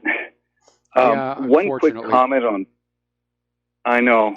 Well, what I believe that Israel is doing is the same thing that we did to the American Indians. We have the settlers going west, and then we have Israel setting up not Israel, the United States would set up a cavalry post. Yes. They go west, more cavalry posts, and what they do in Israel, they move a double-wide mobile home onto a Palestinian's property, then they have an outpost which is there to protect the encroachers, and the Palestinians get no help, but that's how, well, at least that's one of the methods that they use to steal the land, and I just think it's a terrible thing to do. Well, Israel always talks about Eretz Israel, the Israel described in the Torah as reaching from the Nile to the Euphrates, and I personally think it's kind of ridiculous to shape a foreign policy around religion, but that's apparently a big part of the driving factor. God gave us this land; it's our land. It's our land, and God, in theory, gave the land to the Hebrews, but the majority of Israelis living in Israel today are not descended from the Hebrews. Most of them are descended from the Khazars. Exactly. Well, I believe they're Eastern Europeans, and my great-grandmother and grandmother came over here from Hungary. Yes. And I got an old black and white photograph of my grandmother, and you can't tell the difference between her and Golda Meir's sister. I mean, it's like, my goodness, it's unbelievable. And her last name was Sandor, which means Anderson in Hungarian, but it also means from Israel. And so when my great-grandmother got over here, and grandfather, they didn't tell anybody that they might be Jewish, not even members of the family. So I don't know what kind of trouble they might have been in, but I don't think it was very good. She just married into the general population, and here I am. Well, congratulations. But yes, they are. I got a quarter in me, but I wholeheartedly agree with you that they are Eastern Europeans, and the whole thing is kind of ridiculous. Hello. But anyway, one quick comment on Parkland, if I can, that happened a few weeks ago. I was listening to Jim Fetzer after the school shooting, and he mentioned, where are all the video, cell phone videos, with 3,500 students? Where's the videos? And I kind of agreed. My observation was, don't they have PE in 7th period? I didn't see any kids in their gym clothes. I didn't see, nobody on the track, nobody playing baseball, basketball, tennis. And then I was listening to Debbie at Sane Progressive on YouTube, quite a popular channel for the Bernie Sanders people way back when. But she watched 4 hours of drone footage at Parkland. Yes. And she never saw more than 60 students. 60 students, 4 hours. And this gal, she's from our area back in New England. She's a graduate of UMass, 4.0 GPA, 14 years in the nursing business, and a very bright gal. Mm-hmm. So what I thought, out here in California, we have like early out Fridays, it's kind of teacher union stuff. So I looked at the school schedules, their calendars. Yes. And I found a whole bunch of school calendars have February 14th, Valentine's Day, early release day. Jefferson, Duval, Liberty, Calhoun, Okeechobee, St. Lucie, many others. Look them up. The students are dismissed at 1 o'clock. And so, the reason that you didn't, they were gone. And if you look up the bell schedule on Santa Fe High School, the bell schedule on Santa Fe High School says that first period is at 7:10 a.m., when in fact most schools start at 7:55. So anyway, there's a little skullduggery for you. I don't believe that these things are what they say they are, and that's what I had to say. So yeah, thank you very much. I'm in agreement with you, and we're still getting more people coming forward from the Mandalay Bay shooting, saying that they saw gunfire from overhead helicopters. And there's one video that seems to support this. Yeah. Okay, well, thank you very much for the phone call. We're going to let you go here. And thank you. All right, the phone lines are open again. Now, Israel, I guess there's just something about their policy of never showing regret or repentance or ever admitting that they have done something they probably should not have done. But apparently, Israel is very unhappy with the European Union over calls for a probe into what happened down there in Gaza and all the people who got killed and crippled. And Israel's energy minister, Yuval Steinitz, said the European Union could go to 1,000 hells. And he was giving an interview on a radio station where he made that statement. And obviously, the European Union is saying there does need to be an investigation. And so this energy minister says, EU can go to 1,000 hells. That prompted a reply from a top European Union official saying that Israel should not disparage Europe because Europe is a major buyer of Israeli products. And the entirety of Europe is Israel's biggest trade partner. And there was a very revealing comment in this article, which appeared out of Sputnik News. He says, "You don't understand that we are under immense public pressure against Israel. So the government is aware that ordinary people are just disgusted and appalled at Israel's behavior." And I imagine that's an issue here looking into the midterm elections as well. I'd like to see all the friends of Israel voted out of Congress. Just get them all out. Remember what Cynthia McKinney reported? She said that when she was first elected to Congress, she was asked to sign a loyalty oath to Israel. And she refused because her loyalty is to the United States of America. No government can serve two masters. Now, the European Union is starting to look at all the difficulty trading across the Atlantic with mostly the United States. They're now starting to pivot toward Russia. And European countries are looking at Russia as an ally in their confrontation with Washington over Donald Trump's tariff measures and sanctions against Moscow and Tehran. And in this context, German Chancellor Angela Merkel's visit has marked a potential thaw in EU-Russia relations. The EU is starting to say, we're big boys and big girls. We'll decide for ourselves from now on who our enemy is. It's another illustration that this belligerent policy of the United States is failing. It's just coming apart. Another article, this one came out of internationalman.com, The Long Death of America's Middle Class. And they're pointing out the middle class is in decline. And in 2015, what is defined as middle class dipped below 50% of the population for the first time since data collection started on the issue. The middle class is now officially a minority group.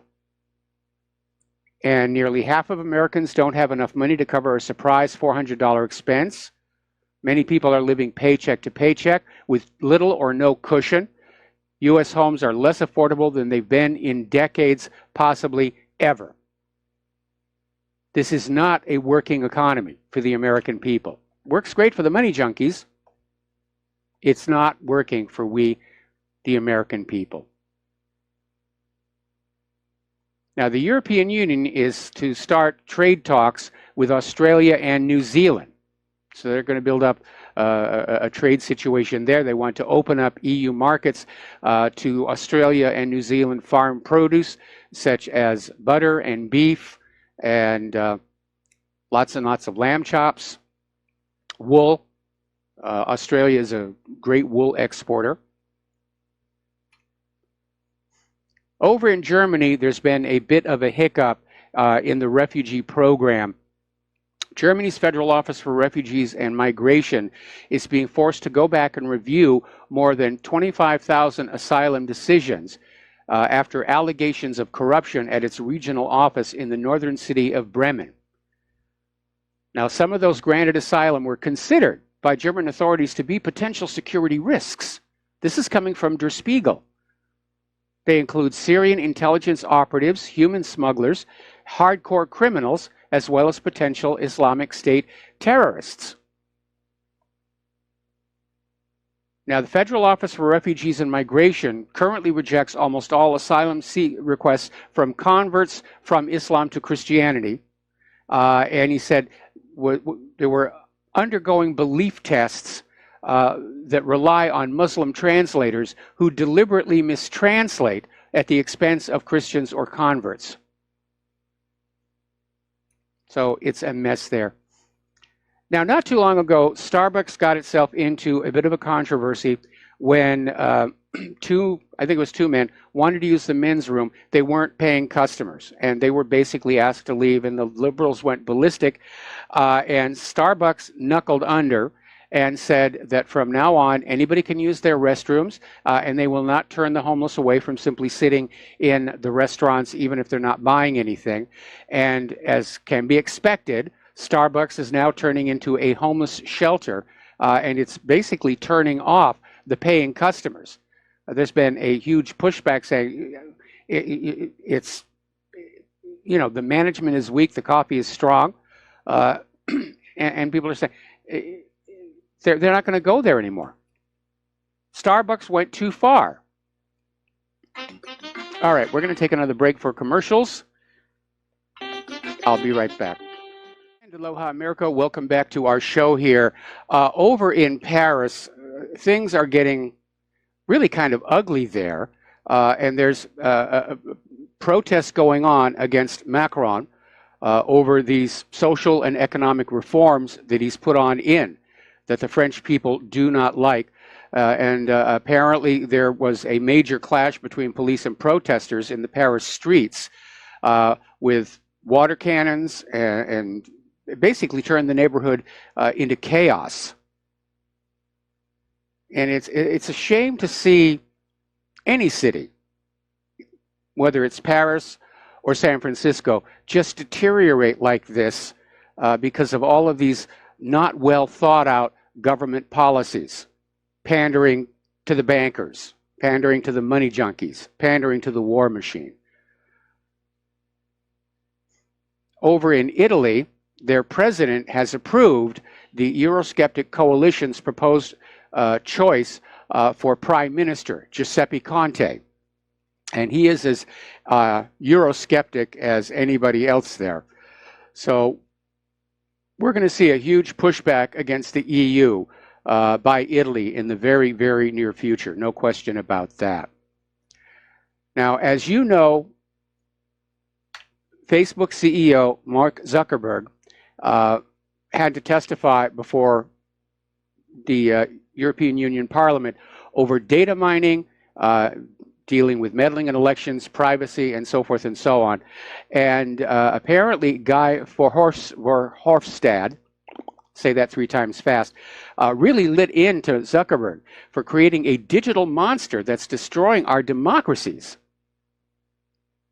Now, the European lawmakers at the end of it all were disappointed in Zuckerberg's testimony. Part of it was the format, where Zuckerberg did not have enough time to answer all their questions. And in that way, he was able to avoid the uncomfortable questions. The EU is asking for fuller answers in writing, but it looks like that whole thing is going to blow over and nothing will happen there. If you have a Windows 10 computer, and you have my deepest sympathies if you do not install the latest update.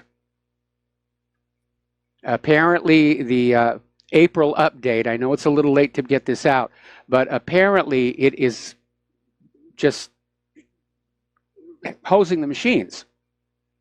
After installing the update, the computer appears to boot, but then you get stuck with a black screen and no icons, and there's an error message that the desktop file could not be accessed. So apparently it's happening not to every Windows 10 machine, but enough where it's generated a buzz on social media. All right, we're going to take a phone call from Steve Elkins. Aloha, Steve. Welcome to the show. I'm probably going to have to take you to the station break, but what's on your mind? Well, I was just doing a research here. You know, in the news last week, there was something posted that Donald Trump was supposed to meet with governors to talk about the sanctuary cities, sanctuary states, and it completely, it's off the map now. I mean, I heard nothing about what they may have accomplished. I mean, it's really kind of simple. You follow federal law and you get resources, funding. But I never heard any more about it. Did you hear any more about this big meeting he had with governors? And I think that would tell us that nothing was accomplished because, or maybe that something was accomplished against the open border policy and the media doesn't want to report it. But you're right, we've heard nothing about it whatsoever. Yeah, that's it. That's it, Mike. Just want to see if you know anything. Oh, okay. All right. Well, thank you very much for the phone call. We're going to let you go. The phone lines are open. And we're going to take a break for station identification. And aloha, America. Welcome back to the show. Hour number 3. The phone lines are open, 800-313-9443. And apparently, Mike in our control room may have been hit by that Windows 10 update issue. And he thought it was just his computer had gone bad just as he was installing the update. So, yeah. He says he might have been the beta test here. The FBI, which has been lobbying for ever more intrusive backdoor access to encrypted devices, has been claiming that encryption on personal electronic devices prevented it from legally searching the contents of nearly 7,800 devices in 2017. But today it's being reported that the actual number of devices they could not get into was actually much, much less. The FBI basically inflated the numbers to try and scare Congress into mandating backdoors into all of our devices. And I mean, we're seeing all this stuff about surveillance. It's just going crazy. Apparently, Amazon has come out with a facial recognition system that's now being used by the police. And it really is almost insulting. the government is just spending vast sums of money to spy on law-abiding American citizens, to be able to read their traffic, and the real criminals and the real terrorists can get around that. We showed that with that article, Rivero challenges the NSA. Anybody with a little programming skill can make a code system that the NSA couldn't break, certainly not in any meaningful amount of time. Okay. Over at the Pentagon, they're getting ready to fund a project which officials say will revolutionize the way companies, federal agencies, and the military itself verify that people are who they say they are. And it could be available in most commercial smartphones within 2 years. Now, they're going to embed this technology in the smartphones. And basically, what it is, the smartphone is using its motion sensors and everything to analyze your body motion and pick up identifiers that are unique to an individual, such as how much pressure your hand is giving, wrist tension, how you hold it, what angle, and so forth, and your gait while walking. And this system will then assign a risk score to the person holding that smartphone. And if that risk score is low, they'll be allowed to use that smartphone to access sensitive information. If the risk score is high, like maybe they broke their wrist at the softball game over the weekend, they'll be locked out. Now, the federal government is using Department of Transportation funds to spy on you. I wish they would use them on the roads because they are in bad shape. But basically what the Department of Homeland Security and Transportation Security Administration, they're building this massive intrusive surveillance network on the roads, rail lines, everything. There will be cameras everywhere. Currently, Britain holds the record for the most spied on people in the world, but I think the United States is about to overtake them. All of this is spending vast sums of money when our roads and rail systems are crumbling and in dire need of maintenance. We have homeless and hungry people in the streets, and the spending on all this tyrannical technology just continues unabated. Okay. So let's talk about our volcano. There's been another fairly large ash eruption from the crater of Kilauea, and the lava has already started encroaching on the property of the Puna geothermal plant. And it's burned a warehouse, and it almost seems like it's just only a matter of time before the geothermal plant itself is engulfed. They've capped off the plant is shut down. That's why one of the reasons why there's an electricity shortage on the Big Island right now, and why they're actually asking tourists not to go to the Big Island, because if the hotels are full, the electric demand goes up. Come to these other islands. We got lots of stuff to show you. But it's only a matter of time before it hits that geothermal plant. Now, the plant is shut down, and the pentane that everybody was worried about has been removed to a remote location out of the way of the lava. The actual geothermal wells, which were used to basically get the heat from deep underground to drive the turbines, to drive the generators, they've been capped off with heavy steel plate. But unfortunately, lava can melt the steel, and we could still see some explosive gases coming out of those pipes. Now, it won't be this gigantic explosion that swamps the entire island chain. Somebody's been running around trying to put that story on out. The only thing that would swamp all of the Hawaiian Islands would be if that southern flank of the Kilauea volcano plopped into the ocean. That would be a major, major problem for the entire state. And it did actually slip about 2 feet during that 6.9 quake. Okay, we're going to do a shout out to our on-air affiliates who are just now rejoining the network. Getting on back to the volcano, some of the lava is now pouring into the ocean. More and more of it. There are 4 different locations where the lava is pouring into the ocean. It's creating huge amounts of steam. That's not really the problem. in that cloud, there's these fine shards of glass. You have to remember, volcanic lava, it's vitrified rock. It's glass. In fact, if you ever come to Volcano National Park when it's a little quieter, and you walk around on the newer lava, there are these rainbow glints coming from it, from refraction within the surface of the glass. But it's being thrown up into the air, and I imagine at some point it will sinter out. But it's obviously a serious issue for everybody downwind, because now, in addition to having a breathing mask capable of dealing with sulfur dioxide, now they have to have eye protection. The rate of sulfur dioxide gas has tripled coming from the fissures, and Hawaii County is repeating warnings about air quality control. So it's still going on, and the hard part is just not knowing what's going to happen. Now, obviously, here on Oahu, Claire and I are not that concerned. For people on the Big Island, for people who are basically living in those rift areas, they don't know what's going to happen. The people up by the top of the volcano, Kilauea Crater, they don't know what's going to happen. And all we're getting from the volcanologists is, we're not sure. We think there's a big eruption coming. We think there is going to be a bigger earthquake as well, but nobody is really sure one way or the other. Okay, let's see. I could use a few phone calls to finish out the show today because I'm running out of talking points here. And again, we do not know.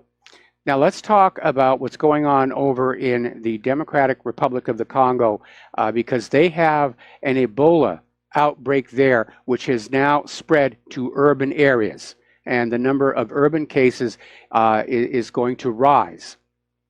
And the authorities there, and the World Health Organization is on the ground there, they're doing everything they can to try and contain the outbreak. And it's very, very difficult because the Congo does not actually have laws allowing them to forcefully hospitalize somebody who doesn't want to be in the hospital. And that has led to another problem, because 2 patients infected with Ebola left. They left the treatment center. One of them just walked out the door, checked himself out. The other one was helped out by his family members. Both of the men are now dead and were taken back to the hospital for safe disposal. But again, who knows how many people they came in contact with. Certainly the family members who helped that one man, they should be in isolation right now. From the numbers that are coming on out, this is one of the, shall we say, median Ebolas. There are several strains of Ebola, ranging from Ebola restin, which is absolutely harmless to human beings, to Ebola Mayinga, which is a slate wiper, 98% fatality rate. All right, let's take a phone call from Mateus in Canada. Aloha, welcome to the show. What's on your mind? Okay, Michael, did you say that you're behind in your talking points, or that you're welcoming calls because you're running out of talking points? I'm welcoming calls because I'm running out of talking points. Oh, okay, perfect. So that's when I like to bring up off-topic stuff. So I've got four things. One of them regarding community alert to the cell phones, like these emergency alerts. I guess I'm wearing an appropriate T-shirt today for that subject. I have on my I Survived the Hawaii Ballistic Missile shirt. Oh, but you did buy the shirt. Yes. You can't say that you survived it and did not buy the shirt, because you did. Okay, so the community alerts. Okay, I'm not buying it. They don't care about us that much. It takes a lot of effort and money to coordinate and to set up the infrastructure for this. And the real motivation is for mass public propaganda in the future.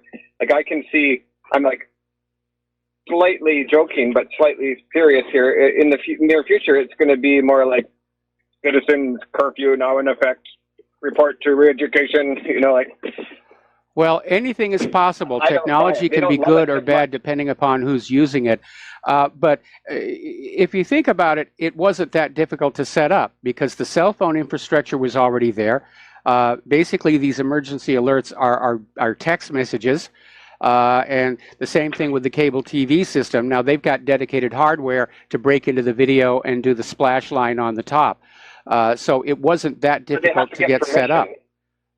And they have to get permission from all the government bodies, the FCC, approval, infrastructure, sound wave rights, licensing, and then go through all the bureaucracies and then actually set it up and pay for it and find the funding. It takes some effort, and I don't buy that they're doing this because they love us. In Canada, they just turned off the radiation sensors in the water, so we can't know if there's any radiation from Fukushima coming. You know, Hillary Clinton stopped, when she was Secretary of State, stopped testing dairy products coming from Japan. So that's how much they love us. There's no way they're making this effort because they care about us. This, to me, is more about just they want to keep the majority of us safe and alive because we're work animals.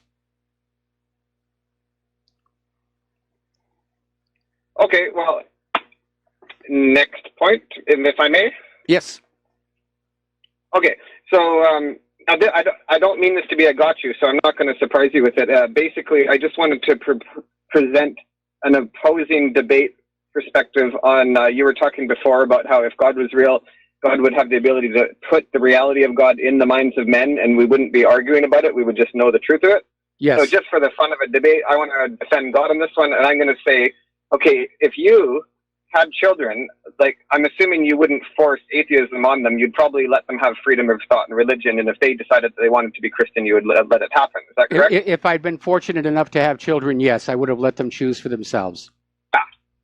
Yeah, exactly. So that's my point, is that, and I agree with you, that's what you should do, and I think you would be generous enough, magnanimous enough, and loving enough to allow that freedom. So if we are capable to be that generous, then if God were to exist, then God could also be that generous and give us freedom of thought and religion and not insert the God's preferred way into our mind. So I'm not saying that doesn't prove God exists or doesn't, but it kind of takes off the table that argument that I think if God exists, God is so unconditionally loving and respects our gift of free will that it's just letting us come to our own decisions about that. Well, I disagree with that, taking it off the table, because the point I'm making isn't whether or not a God or gods is able to communicate with the minds of men, but that if that were happening, then all the world's religions would agree on major points like how many gods there are. And your opposing argument doesn't address that issue. My argument is saying that God is respecting our right to choose by not inserting some reality into our head pre-manufactured. I don't see that as a compelling argument. In the same way that you wouldn't brainwash your child into any one religion. You would let your child have the freedom to... Your theory is that God exists because he's invisible, which means, for all intents and purposes, he's not there. I mean, looking at the world today and what's going on, if there is a God up there, he's not doing a very good job. Wars everywhere, hunger everywhere. Now we've got Ebola breaking out in Africa, and I just don't see, any kind of divine hand in any of this. And basically, if you can't tell the difference between divine intervention and accident, then there's no divine intervention. Yeah, it's complicated. Another thing is that if you took the world's most beautiful picture, say the most beautiful painting, and then beside it you had a blank canvas, and if the blank canvas represented like pure light and love, and the painting represented a mix of light and dark, which it is, then you would actually have to agree that the painting is more interesting than just the pure white. So the pure God, the pure white love of God, may actually see a deeper beauty in allowing darkness to be mixed in with the light. And plus, what happens when you cut up the light? You get the beautiful spectrum and all the colors. And Matthias, you're not addressing my primary argument, that if there was a God able to communicate themselves to the minds of men, all the world's religions would agree on all the major talking points. And if you're saying there's a God who does not communicate with the minds of men, then where are all these priests and rabbis and pastors coming up with this stuff? Well, they're just inventing it. Exactly. I'm not religious. Exactly. Yeah, I'm not religious at all. I don't buy this whole like this idea that we know the mind of God and that we are right and that you're wrong. I don't believe in this at all. I mean, from my perspective, it's just that God gave us free will, and that is a very there's a very heavy price tag to this free will. We're allowed to screw up. We're allowed to do wrong. We're allowed to be evil. We're allowed to be good. And it's only by having pure free will and letting us come to terms with what we're going to do with it that we can really have the experience of being made in the likeness and image, if that's true, of being a creator. Like, I'm creative. I compose music on the piano. Mm-hmm. If God were to tell me what songs to make, I would no longer be creative. So I think that my free will is being respected by not being influenced by the creator that gave me the free will so that I could be truly experiencing creativity. But well, anyways, I moving disagree on to with you, obviously. I'm out of time. Yeah, I disagree with you, obviously. Okay, fair enough. And Okay. again, I mean... Back to reality. Okay, back to reality. Back to reality, a good way to get rid of Trump would be to encourage him to make unpopular decisions with his base.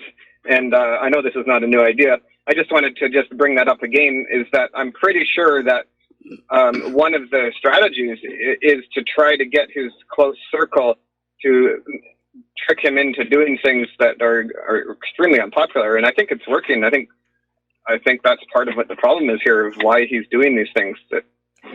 Well, he's turning out to be a very weak leader. He's turning out to be a very weak leader. He's too easily influenced by people with other agendas. He's apparently susceptible to flattery.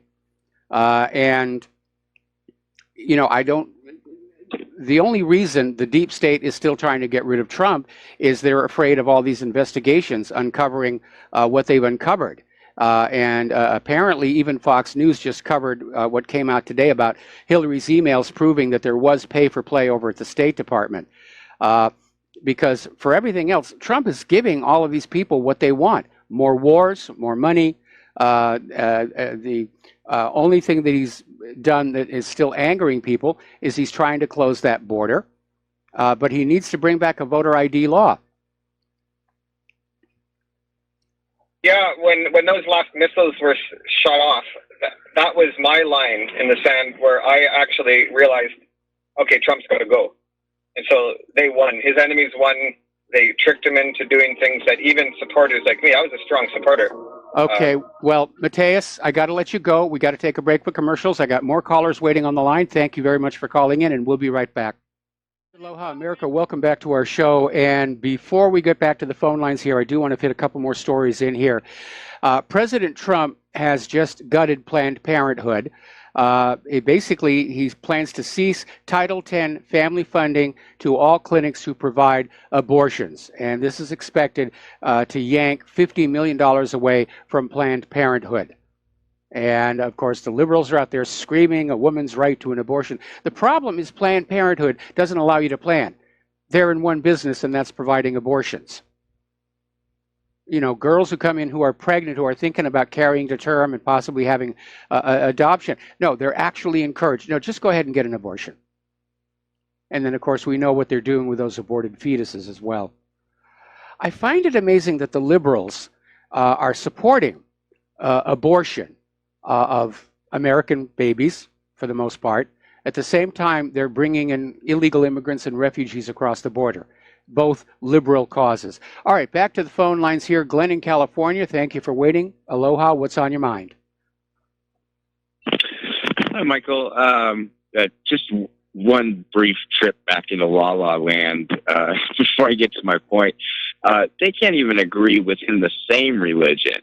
And, you know, there's something in the Bible that says that if the Holy Spirit puts something on their heart, that they have an obligation to tell somebody, or they're responsible for their soul.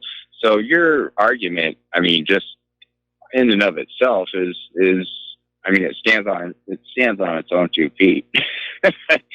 But that's not why I called. Okay. I think, you know, we've got this figured out. We know how corrupt things are, and it's just piling up so fast. I mean, it's going to implode, like you say.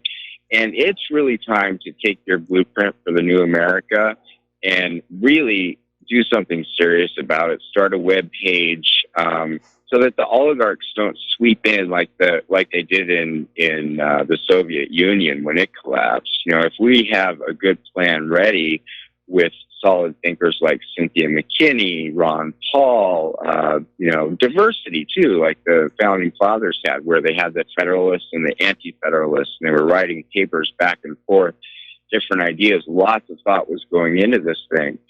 And I think, you know, I mean, you had Ellen Brown on the show before, I think, and she knows Cynthia McKinney. Yes.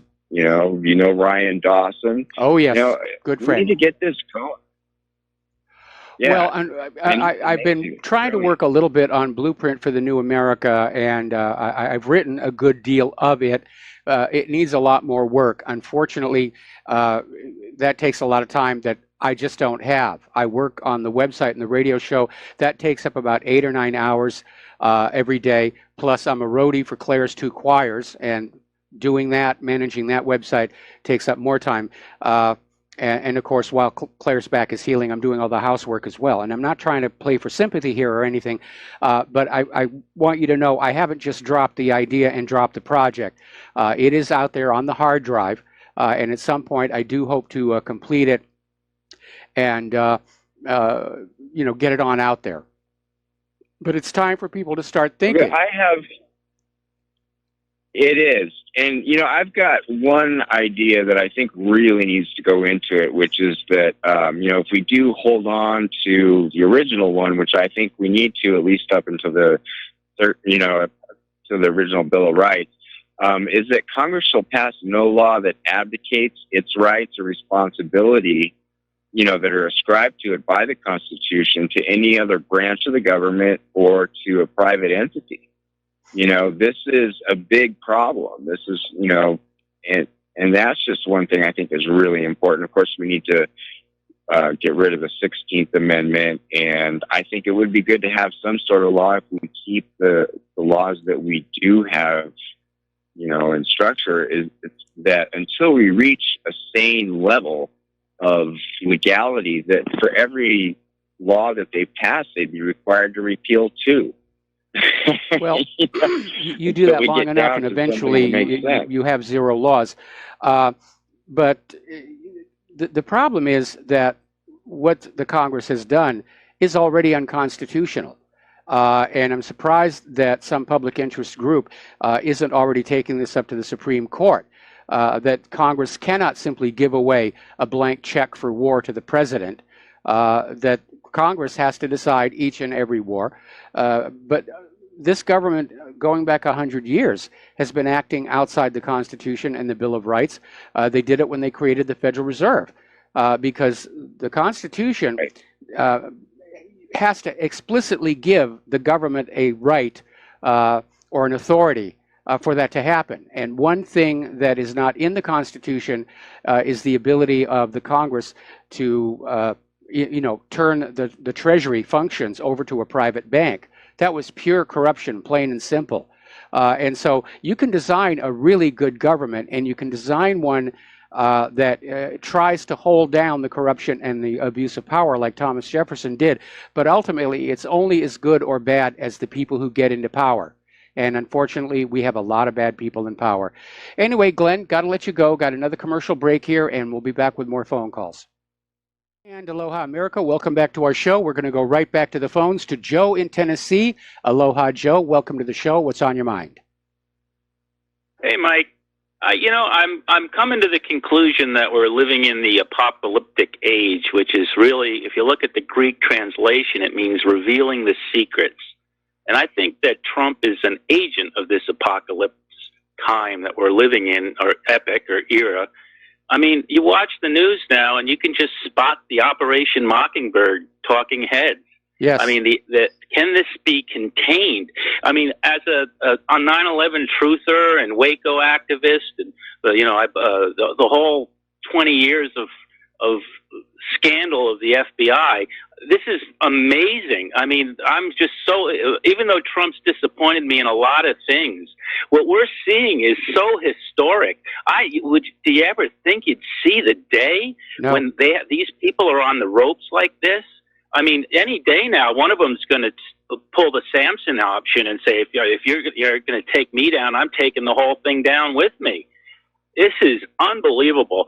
And I was just, I read an article once about that movie Being There, about, and Chauncey Gardner, and how what he was like a mirror, and people would just reflect through him of what they were.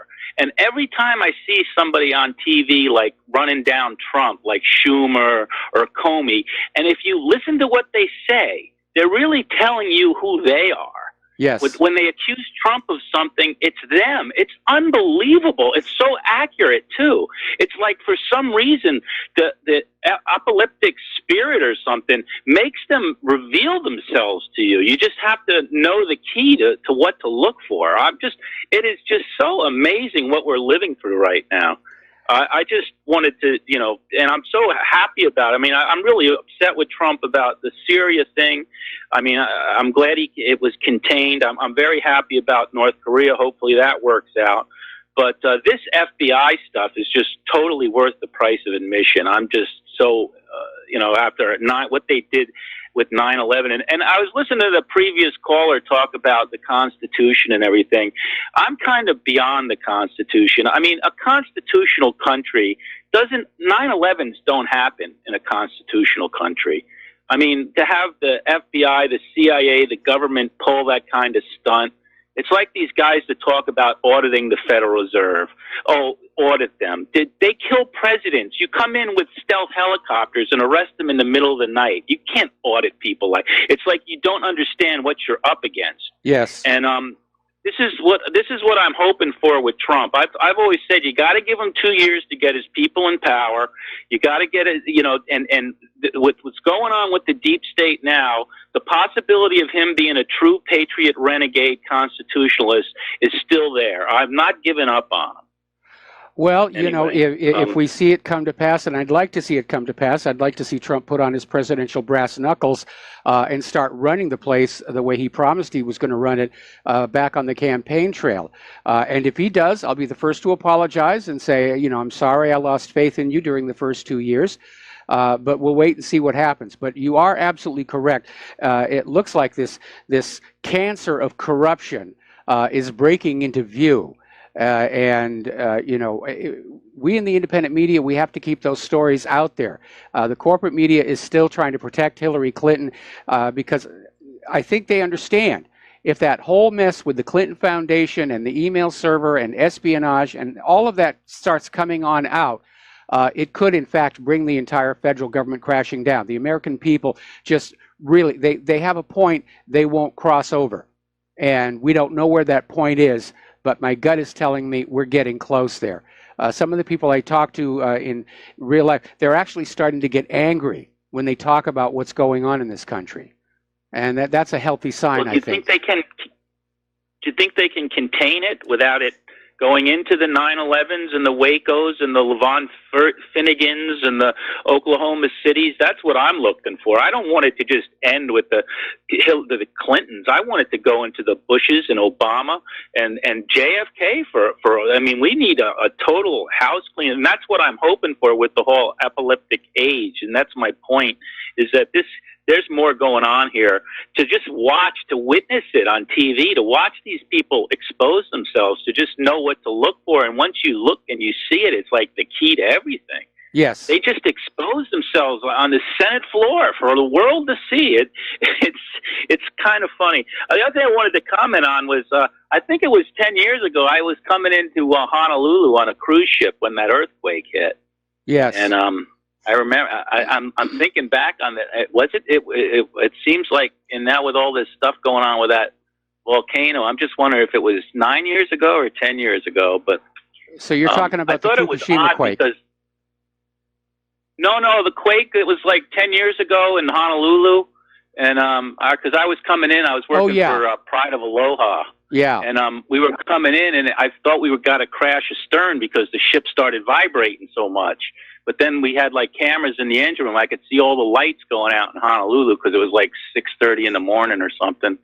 But I'm just it's just odd to me, 10 years later, all this stuff's getting ready to go, So.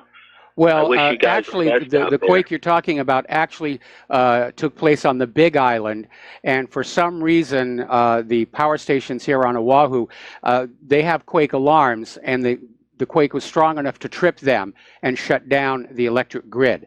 And a lot of people were very upset about that because the quake wasn't that strong here on Oahu, but who knows what they're going to do. But yeah, we keep an eye on the volcano. Anyway, Joe, yeah, it does feel to me, and again, going back to using the collapse of the Soviet Union as the model, after the Soviet government collapsed, then all the old deep, dark secrets started coming on out, and I think the same thing will happen here. We're one gigantic scandal away from the federal government being totally delegitimized. And when it comes down, then you're going to see all of this other stuff start to come out because the American people are going to want to know what's really been going on. And you've got independent media has been reporting on 9/11, the Vince Foster murder, COINTELPRO, all of this stuff. And there's going to be a hunger for this information in the American people. Well, I'm hoping for guillotines myself, but we'll see. I want a French Revolution. I don't want just a quiet collapse. These people have to pay for what they've done. I mean, killing 3,000 people on 9/11 and starting wars, and I mean the only reckoning here is got to be. I just can't see a peaceful way out of this. I think that these people need to be arrested and put in Gitmo and put on trial and executed. I'm mad. I mean, to have to spend so much energy and money and time in my life, like trying to expose these crimes and the kind of crap I had to go through. I want justice. I mean, I want vengeance. I'm sorry. Well, I don't want to see any kind of a civil war or revolution in the streets of America. I've made that clear many, many times. I'd just be happy if these people would just go. I talked about vengeance before. I'm not saying revolution. I want the laws of treason trials. I want military tribunals if that's what's necessary. All right. Well, you may get your wish. Expunged from our history. You may get your wish. I hope so. Yeah, I hope so. But anyway, thanks for the call. All right. Well, thank you for the call, and we're going to move over to Murr in Wisconsin. Aloha. Welcome to the show. What's on your mind? Hi, Mike. Hi. I just sent you 3 little emails here. After hearing Steve Elkins, I sent the one about the sanctuary state. That was on the 16th. Yes. That Trump had a roundtable. That was very good. I watched that. And the Mudstream media grabbed up the animal part about MS-13 gangs and applied that to immigrants in general. Mudstream media is not worth listening to. They need to go, and they're usury. But I also wanted to say that we are spirits first and foremost. Religion is a man-made construct or destruct, as the case may be. Yes. And you just heard that ad by Al Whitney about not trusting the priests of law and medicine. Yes. Well, in a call to her, it dawned on me. She said something about the church. I said, wait a minute. That's the most important priest you shouldn't trust. The ones that want to take your spirit. So all 3 priests. So that was the second email. And then I sent you one about Dr. Jennifer Daniels. She used to be on John Statmiller's show. Yes. Interpol is stalking her. They put her on known terrorist list now and closed her bank account. Wow, that's pretty. That's pretty intense. I'm looking at it right now. Yes, that we need to disseminate all you learn from me, make it common knowledge. See, then it's no secret. See, that's the thing. Because everything she says is just common sense suggestions. They're not, you don't have to do it. They're not doctor's orders. They're helping you care for yourself. And her show has 40 people in the chat room, 25 to 30 in her Facebook chat room, many more calling in and listening on the phone. So people are hungry for this knowledge. How can we take care of ourselves? Because we know we're not being treated right by these priests of medicine. And in fact, they're up to 1 million deaths per year iatrogenic now. And, right now, medical mistakes are the leading cause, I think, 3rd leading cause of death in this country. Certainly way more than mass shootings. but nobody I talks think about it's that. first cause. They're just not admitting to it. It's iatrogenic. That means, doctor and medical related deaths. But that's a standard of care. It causes death. Well, thank you very much for the phone call. We're going to let you go, and we've got a little bit of news Listen to here. John Stadtmiller. Say again? Thank you. Bye-bye. Bye-bye. All right. So now the FDA has issued a warning regarding teething medicines. These are gels that you put on the gums of babies when they're starting to teeth, ostensibly to numb them and make it a little less traumatic. And apparently they're concerned about the drug benzocaine, which can cause a rare but deadly side effect in children, especially those 2 years and younger. And the agency's been warning about the products for a decade, but said reports of illnesses and deaths have continued, and now it wants these products off of the market, noting there doesn't seem to be much evidence they actually work. So score one for the FDA. This time they've done good. And getting over to the land of Monsanto. Monsanto is still dealing with that labeling lawsuit that accuses Monsanto of misleading labeling on their Roundup weed killer by saying it only targets an enzyme in plants, but it's been found that glyphosate has a basically devastating effect on the gut biome, the friendly bacteria that we actually symbiotically live with in order to help digest our food. And it's causing all kinds of problems. So there was this disruption of the gut biome is associated with a host of 21st century diseases, including asthma, autism, bacterial vaginosis, cardiovascular disease, cancer, Crohn's disease, depression, inflammatory bowel disease, leaky gut syndrome, multiple sclerosis, obesity, type 1 and 2 diabetes, and Parkinson's. So I guess I wasn't far off the mark the other day when I said that a lot of these new diseases seem to be artifacts of these toxic products being put on out there. Now, Monsanto is facing another lawsuit, and anyway, the end of this story is that a judge has just greenlit the case to move forward. Monsanto tried to stop the lawsuit. They wanted the judge to dismiss it. He refused. It's moving forward. Monsanto is looking at another lawsuit, and basically it's claiming that Monsanto hid the cancer danger of their weed killer for decades. And the lawsuit was brought by a guy named Dwayne Johnson, not Dwayne Johnson, but Dwayne Johnson. He's 46 years old, and he's got cancer spread through most of his body. The doctors are saying he's just got months to live. And now Johnson is hoping he'll survive long enough to make Monsanto take the blame for his fate. So Johnson is going to be the first person to take to trial on allegations that Monsanto has spent decades hiding the cancer-causing dangers of its popular Roundup herbicide products.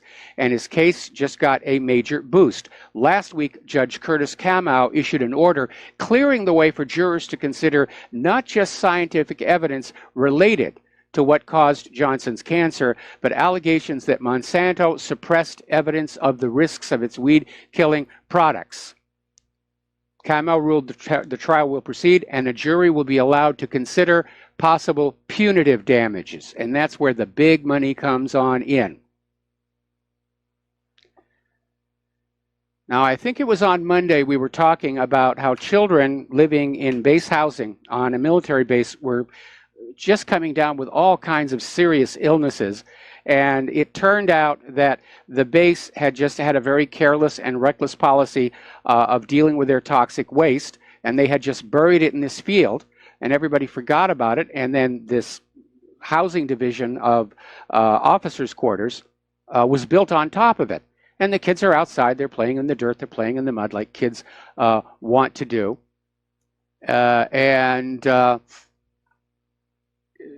Now we're getting this story. This is up from the CBC. Former military police officer told CBC that he watched barrels of Agent Orange being buried at Gagetown Base in New Brunswick. He said he basically witnessed this. On the flatbed were over 40 full or semi-full barrels of various conditions. Some were solid, some were dented. various states of decay, a lot of rust, and all of them were wrapped with an orange stripe. And he said, at the time he didn't think much of it, but sometime later it hit home what he had really done. All right, we're going to take a phone call from Fred in Nova Scotia. And Fred, I'm probably going to have to take you through the commercial break. That's all right. Okay, so what's on your mind? I just wanted well, I've been listening to the callers, and a few things got me a little bit upset. For one, the guy was saying he didn't want a peaceful revolution; he wanted more of a violent revolution. Unless you've been through a war or seen war firsthand or seen death firsthand, I don't think you should ask. You should be hoping for anything in a violent way. I lived in Lebanon for 3 years. I lived in Lebanon for 3 years, and I've seen violence firsthand. The media in Lebanon doesn't sugarcoat at all. They showed me a father holding his I don't know if it was a son or a daughter, but the skull was removed from the body. Oh, I've seen. Yeah, skin was left. I've seen that photo. Fred, I've got to put you on hold. We've got 3 minutes of commercials. Yep. Then we'll come right back to you and close out the show. And aloha, America. Welcome back to our show here. We're still talking with Fred in Nova Scotia. Before we get back to Fred, though, I just got a tip from the control room. Dr. Jennifer Daniels is coming on John's show at the end, so you want to stay tuned for that. And that's going to be very interesting. Anyway, Fred, I understand where you're coming from. You were in Lebanon. You got to see the horror for yourself. I've never been directly in war, but I know I don't want one here in this country. Now, I just got an angry email saying these people will kill to stay in power. There is no easy way like you want. Obviously, people are getting very angry, and I would urge caution. Remember, Gandhi got Britain out of India with only a moderate amount of violence. Yep. Anything else, Fred? All right, good. Yeah, I just, for one, wanted, like I said, there was a few callers that said a few things that angered me. Yes. One is just to use a blank sheet of paper, white sheet of paper, and then a drawing, and to say that, religion as a clear blank piece of paper is not as interesting as a painting, and the darkness is more interesting than the light. I'm not the most religious Christian in the world. I am a Christian. I'm proud to say I am, but I'm not. I don't believe in going to church. I don't believe in the church as a group and stuff. But I mean, to each his own, right? Yes. And I respect you being an atheist and stuff. But there's some of us out there that are Christians, and some of us that are somewhat religious. And I think, when people make comments like that and make comments about like how, like the priests of this and the priests of that, well, the priests don't know any better. They're just doing whatever they want to do, right? And just to compare, to say that religion is just this blank piece of paper and it's this and this, and it's not as beautiful as the darkness, that sounds like you're, or he's, looking for the other side of the coin, more like rather than, the darkness is probably engulfed them. Well, I'm sorry to say, he was trying to basically refute one of my arguments regarding the absence of a God, and failing, I might add. We're almost out of time here. Did you have one more thing that you wanted to say? No, Mike, I really appreciate you calling. I probably have a lot of things, but nothing with this time frame. All right, thanks an awful lot, Fred. We're going to let you go here. The phone lines are closed, and I got a couple more stories to take the show out. Over in Missouri, they just passed a law defining meat to exclude plant-based and lab-grown substitutes. And this was obviously something that the beef lobby is happy about, and they basically think that a lot of these substitute products are misleading, and they want the labeling law changed, and they just got that now. There's the music. Time for me to get on out of here. Stay tuned for John Stadmiller. Again, take what you learn here at the website and the radio show, share it with everybody that you know. Use email, direct face-to-face conversation. The social media platforms have become as useless as the corporate media. So take care of yourselves. We'll see you tomorrow, and aloha, America.